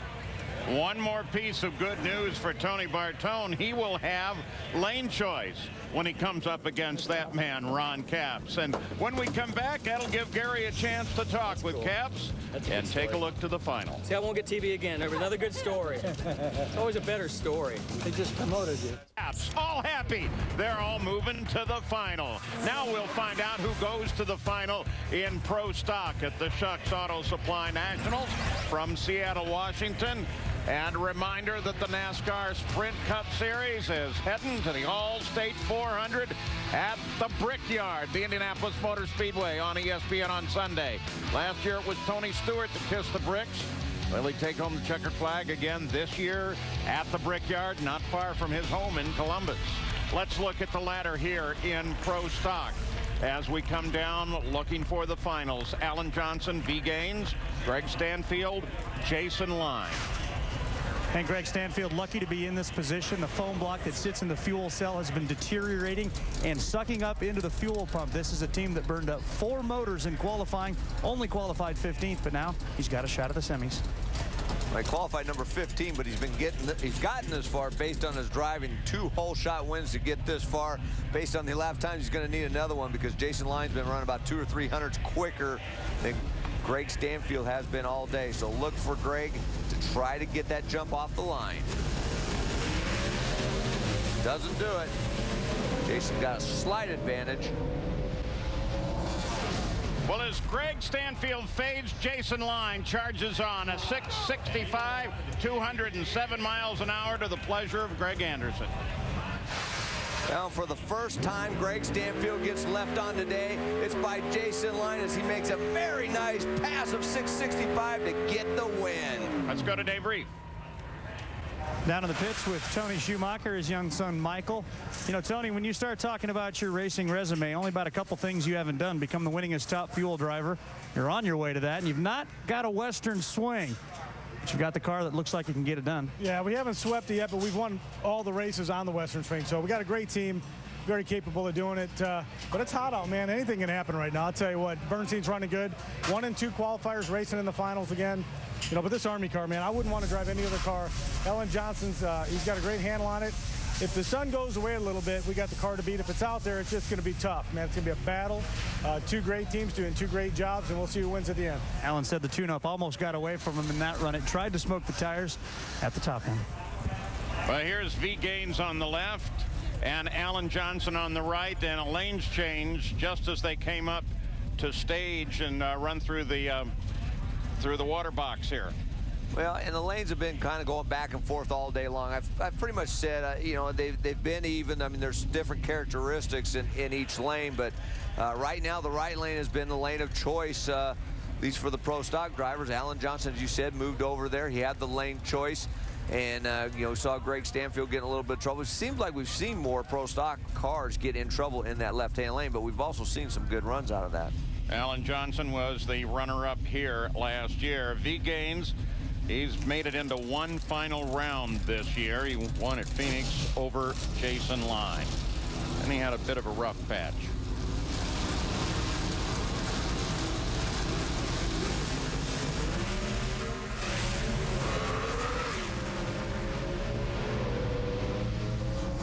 Alan Johnson just motors away, 664, 208 miles an hour. Alan Johnson will go to the final against Jason Line. Gotta believe that was a good call taking that right-hand lane, because V. Gaines spun the tires big time in that left-hand lane. Roy Johnson, his son Alan, did a good job. Alan was a little bit behind off the line, but boy, it sounded like big-time tire spin out of V. Gaines. That's why he slowed down about a 10. Let's go on board with Alan. Watch him. Running through the gears, makes a nice pass, gets him into the final. With Alan Johnson, who makes the call on the lane change at the last moment?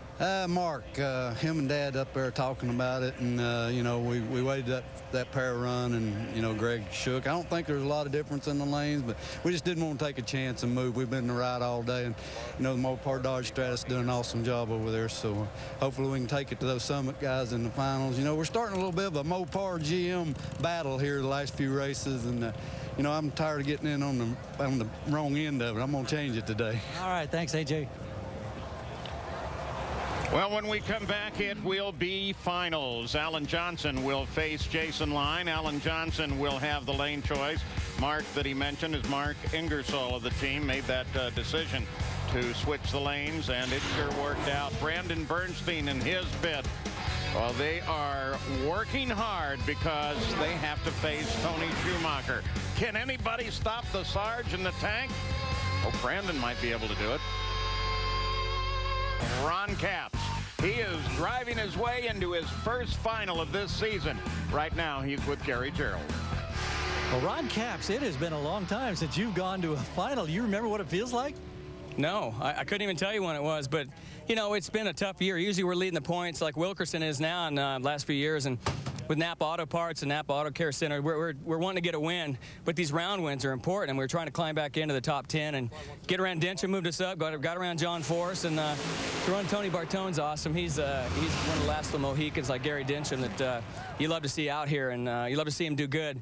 Hopefully he doesn't do too good in the final, but for everybody at Dodge and Valvoline and Rockstar and especially Napa Auto Parts, it's going to be fun.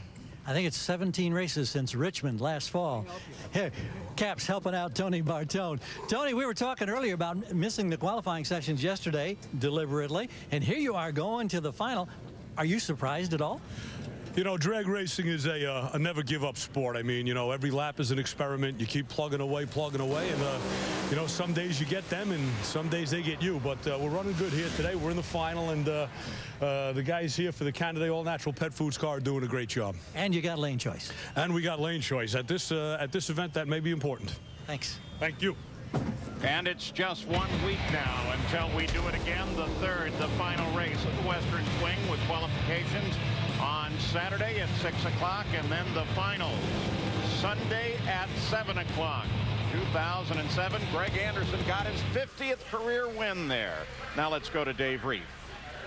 Top Fuel final not only features a primetime matchup in terms of drivers, but crew chiefs as well. And while the Sarge has Alan Johnson, Brandon Bernstein has this man, Tim the General Richards. Put together your plan of attack here for this final. What do you do? Well, you know, it's really hard to win when you're backing up, but that's what we have to do, because the last 2 runs we did nothing but smoke the tires. I mean, they can sit there and let us try to come to them, but we've got to do it by going slower. What about the racetrack out there? Do you have any concerns? We've seen some cars breaking the tires loose on the transition. You don't want to give this one away, but you got to be running hard too. Well, our problem is before the transition, it's happening right around the 330 mark, and there's still concrete for another 330, so that's not our real problem. Our problem is we have too much clutch, too much power at that point, so we've got to pull it back. But you're giving the General one more opportunity. Brandon Bernstein and this Budweiser team looking for their first win, 2008. And the ultimate question is, can the General and Brandon Bernstein stop the Sarge and his well-performing car that we now call the Tank, because it just keeps going right on through. Don't go away. The Seattle Space Needle in downtown Seattle, one of the icons of this city, built for the World's Fair. We're out of town, not all that far, but enjoying the beautiful weather at Pacific Raceways for the final runs. Tony Schumacher, he's won the last 2 years. Brandon Bernstein beat Schumacher in 2005. In funny car, it is Ron Capps, his first final of the season, and Tony Bartone, who has never won a pro race. In Pro Stock, Jason Line, his 5th final of this year as he faces Alan Johnson, the 06 winner here. And here is Pro Stock, the final, Alan Johnson and Jason Line. Alan Johnson nearest to you, Jason Line over on the far side. For that man right there, it's his 3rd final in a row here at Seattle. And for Jason Line, he's looking to win his first ever race here at Seattle. Only the 3rd win here it would be for KB Racing. Tell you, Alan Johnson must really like this racetrack as you look at Jason Line's road to the final round, beating both Warren and Kurt Johnson and Greg Stanfield. But, you know, Jason Line, I'll tell you what, you know, he has a good race car here. And as you see Alan's road to the final here, Larry Morgan, Dave Conley, and V. Gaines. Alan has been running very good. And you see his hand right there. He actually uses a handbrake for that as opposed to the foot brake. He actually has both of them, but uses the handbrake to back up and move forward. But back to my point, Alan has a very good race car right now, but his lights haven't been that great. He's been very consistent, been in the 050 range on all 3 rounds on his reaction times. He's been outrunning Jason about 100th to maybe 100th and a half. So this should be a good matchup because Jason's been doing pretty well on the tree today. If Alan Johnson wins, he would become the 9th different Pro Stock car winner this season. Last year, the whole year, we only had 7. So Alan pumping that handbrake. See, if I drove Pro Stock, I'd have to have a handbrake because, you know, Top Fuel Funny Car, that's all we ever had in them. Both are prepared now. Pre-stage lights are on. They'll clean the engines. Set the line lock, which is brake pressure on the front. The rev, stick it to the floor, dump the clutch, and they're gone. Big advantage to Jason Line. And that advantage pays off, Jason Line. 665, 208 miles an hour. Jason Line takes the win. His first one here at Seattle, 2nd of the season, and 15th of his career.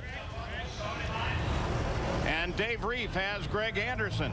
Well, Greg Anderson, you may not sweep the swing, but KB Racing still has an opportunity. Pretty good day overall. That's exactly right, David. You know, it seems like if one of us doesn't do the job, the other comes through. It's an awesome 1-2 punch we got here. I'm just very proud to be a part of this team. And, you know, it's just like whenever we just start, the people just start just out. Jason's driving a little bit.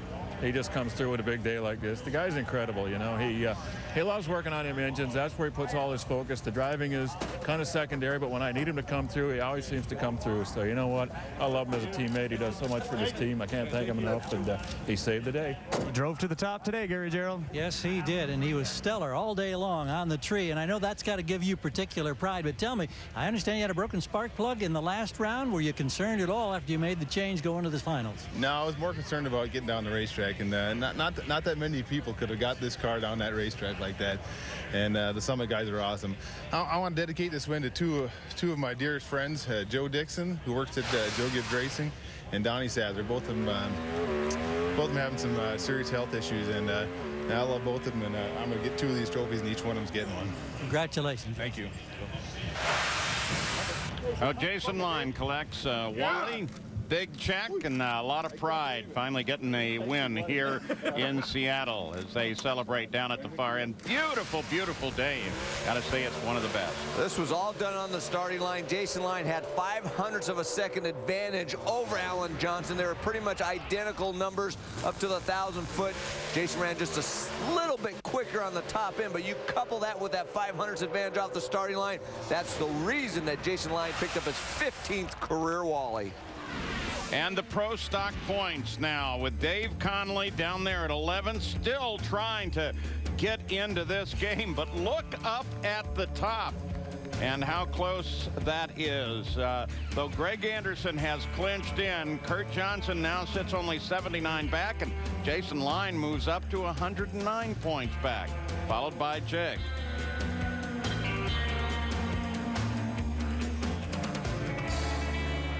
Well, there's an indication that the funny cars are ready. You look at Tony Bartone, and we'll have our 9th different funny car winner this season here this weekend.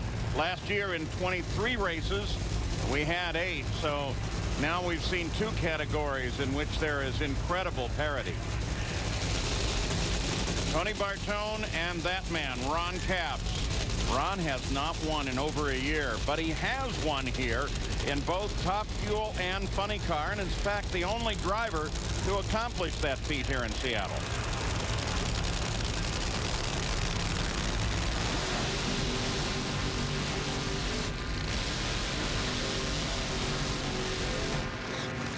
So there comes Capps, and there comes Tony Bartone. That guy, what do you have for us? Well, Tony Bartone's looking to win his first funny car race in his career. We've had first-time winners this year, Melanie Troxel, Ashley Force. I look back the last time we had 3 or more winners, first-time winners in a single season. You have to go back to 1999, 9 years ago, when Tim Wilkerson, Phil Barkart, Tommy Johnson Jr., and Jerry Tolliver all won their first race. Tony, see if you can pull it off. Stat guy, this is a David versus Goliath matchup. The Goliath team, obviously, Ron Capps, Ed the Ace McCullough. They're a high finance team. They won a lot of races. Meanwhile, on the other side, Tony Bartone hasn't won once yet. I talked to his crew chief, Jim Dunn. He says, didn't matter. They took Saturday qualifying off. He thinks he's got a good tune-up, the same tune-up that's been on this car all day. They haven't changed even a gasket in this car. He says, we're going to go out there, do exactly what we've been doing before, try to keep from dropping the cylinder from 4.22 to 4.24, and hopefully that will be good enough to get the green car at Victory Lane. Well, and the great equalizer here is the racetrack. Very tricky conditions, even though it's later in the evening. But right now, also, Ed the Ace McCullough in that lane and Big Jim Dunn in the other lane. 2 wily veterans that know how to get down some greasy racetracks, and they've done it in their time, trust me. Funny car, the final round, Bartone and Capps. And look at this, Tony Bartone, he's finally done it. Tony Bartone takes the win of 4:45, 238 miles an hour, his 119th race as a pro, his second ever final round, and now he is the 83rd different winner in funny car history. Let's go to Dave. And Ed the Ace McCullough, the first to come over, along with plenty of other teams, the funny car point leader, to shake the hand of Big Jim Dunn. The last time you took a driver to Victory Lane, 1999, it was Frank Pedregon. Does it just seem like it's been that long? Longer. It's no fun if you don't win. Maybe this will pep me up a little bit more. Now, what is the feeling right now? Because it has been so long. Just like it was the first one. A win's a win no matter when you win it. Wasn't pretty, but that man got the job done for Tony Bartone, who can hoist a Wally for the first time ever now. What a run. Tony Bartone takes the win for Jim Runn and the rest of the team. Congratulations there from Don Schumacher, the owner on Capps car. And let's go back and look at that. Well, Ron Capps had a big advantage off of the starting line, but then he started spinning the tires early. Tony Bartone was spinning a little bit further down track, and he was able to drive around Ron Capps and get the win. Good race. Capps is ahead right here, but then when he started spinning the tires right at that point, it looked like he probably backpedaled it. Tony started spinning shortly after that, but had enough momentum to drive around him. Right at this point, he had 500 reaction time. He picked up about another 330 feet, but then right after that, he spun the tires, backpedaled it, tried to get to recover, backpedaled once again. Tony Bartone was just spinning the tires on the other end farther down track and got the win. Good job. Let's go to Gary Gerould, and he has our new winner, Tony Bartone. Tony, that helmet comes off. You've experienced the feeling in the alcohol cars, both dragster and funny car, but this is the first time in the pro ranks. Tell us what it's feeling like. Hey, I tell you, you work hard, you're out here, going up and down the racetrack, on any given day, anything could happen. Great day for the Canada All Natural Pet Foods car. The last couple races we struggled. We had a hell of a time in Denver. On fire, blowing up almost every lap, and just a great day. This is what we all work for in our pro career. My first NHRA Powerade Series professional win, as everybody knows, had many in the alcohol ranks, and I owe this all to Jim Dunn, Diane, John, the team. They made the car run, and thank you, everybody. Our congratulations goes to Tony Bartone. Ron Capps comes over to embrace him as well. A memorable moment for this man, no question. Tony Schumacher and Brandon Bernstein, the final pair in Top Fuel. And just before we started the finals, Dave Reef was able to sit down with Connie Kalitta. What a horrible year he has had, both in business and in his personal life. The loss of his son, the great champion Scott Kalitta, at Englishtown. And as soon as we're done with Top Fuel, Dave will be talking with Connie Kalitta. Tony Schumacher is 5-2 in finals over Brandon Bernstein. For Brandon, this is the 4th final of the season. Tony, it would be his 4th Seattle win if he can do it. Only Joe Amato had. On a show, Brandon Bernstein went 382, 3 out of 4 runs. Tony went 382 in that first session, and then a pair of 380s after that. So you have the 1 and 2 best cars going at it in the final round, as it should be. Let's see who gets it.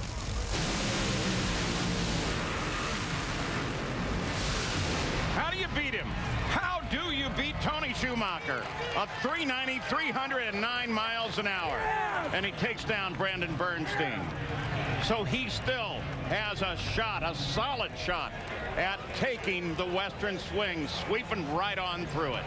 He has a great shot at doing it because he has a great race car.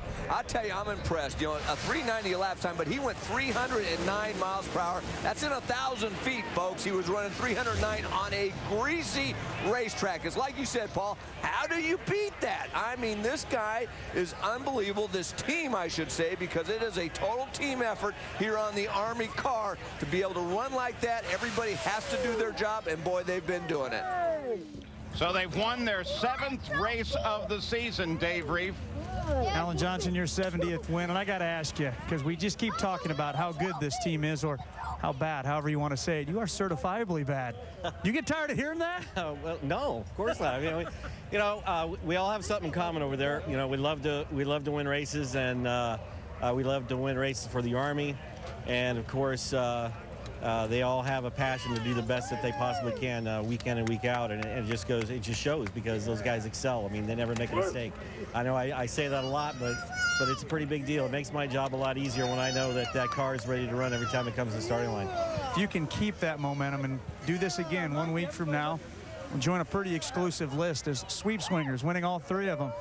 Something you probably haven't done, about the only thing you haven't done. Well, yeah, that's a pretty tough thing to do, and you got to have a little luck thrown in the mix to get that done. So I'm not really worried about that. I'm just trying to win every race I go to, and if it happens, it happens. But, we all love to race at Sonoma. It's close to home, a lot of friends there, so we'll see what we can do. I don't know if sweeping the swing is pressure, but everybody knows what happens when you put that man under pressure.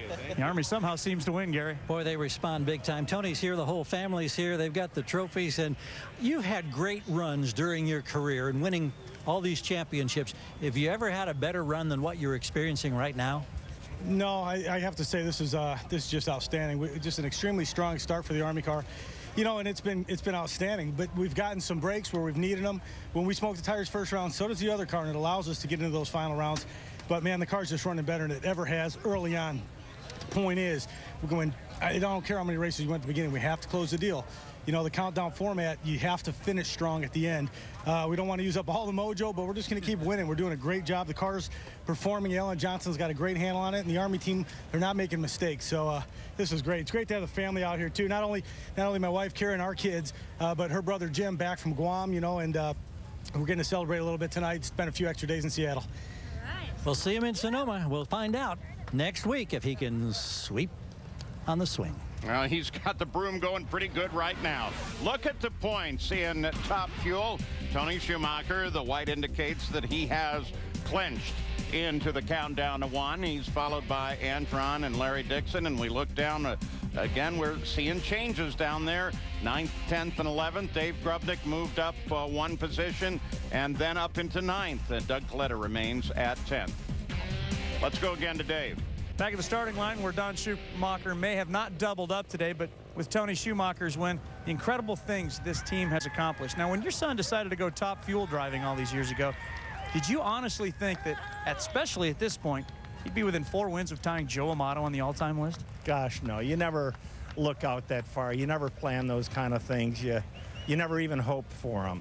Tony and Alan and this whole team, I mean, Brian and Roger and Jason and Nick and all of the guys, they just do a phenomenal job out there. It isn't just Tony.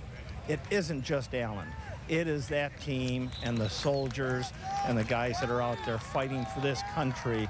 This whole team fights that same way. Every round, every race, they're here to win, and that's what they're doing.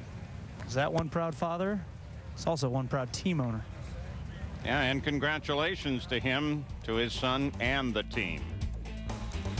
Well, don't go away because you will not want to miss this. Just before the finals, Dave Reef got to sit down with that man, Connie Coletta, an icon in the sport who has had an incredibly difficult time the last several months.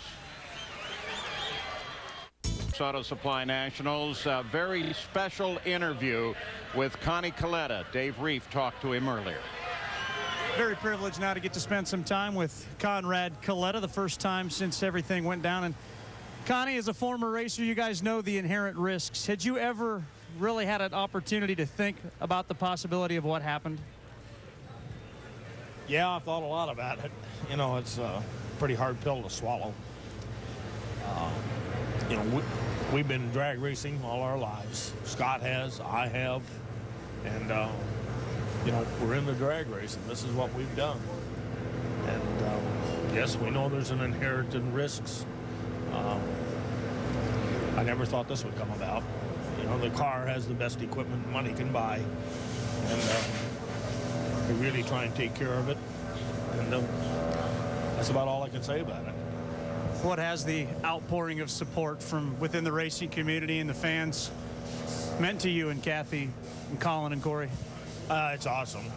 Everybody's support. And Corey's here today. And he was at the race last weekend in Denver also. We understand you do have the desire to bring the DHL funny car back on track. And I think for a lot of fans, they're very, very excited about that possibility. And you could do it as early as this year. What's driving you to bring that car back? We want to come out and race the car. Scott would like that. He would want that to happen. You have a short list of drivers at this point? Yes, pretty much so. And we're working on it. We'll be interested to see who that is.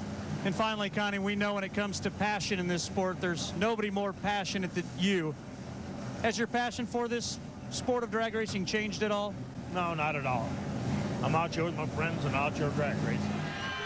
And Connie Coletta is among his friends, and he has literally thousands of them, all who wish him well and hope that he continues to persevere.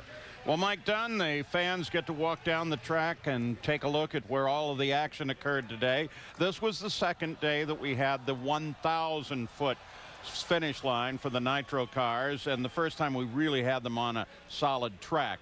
What do you think now? Well, I still like the racing. I think we've got some good side-by-side racing. It's still a little bit different for me calling the race at 392 or 385, 405 for funny cars. But other than that, the racing looks good out there on the racetrack. And the NHRA has indicated that's the way it's going to be through the end of the year, and you think that's a pretty good call, don't you? At this point, absolutely. Well, do you have any questions that you would like answered about the NHRA? If you do, just send them to NHRA@ESPN.com. Our next qualifying show is Saturday.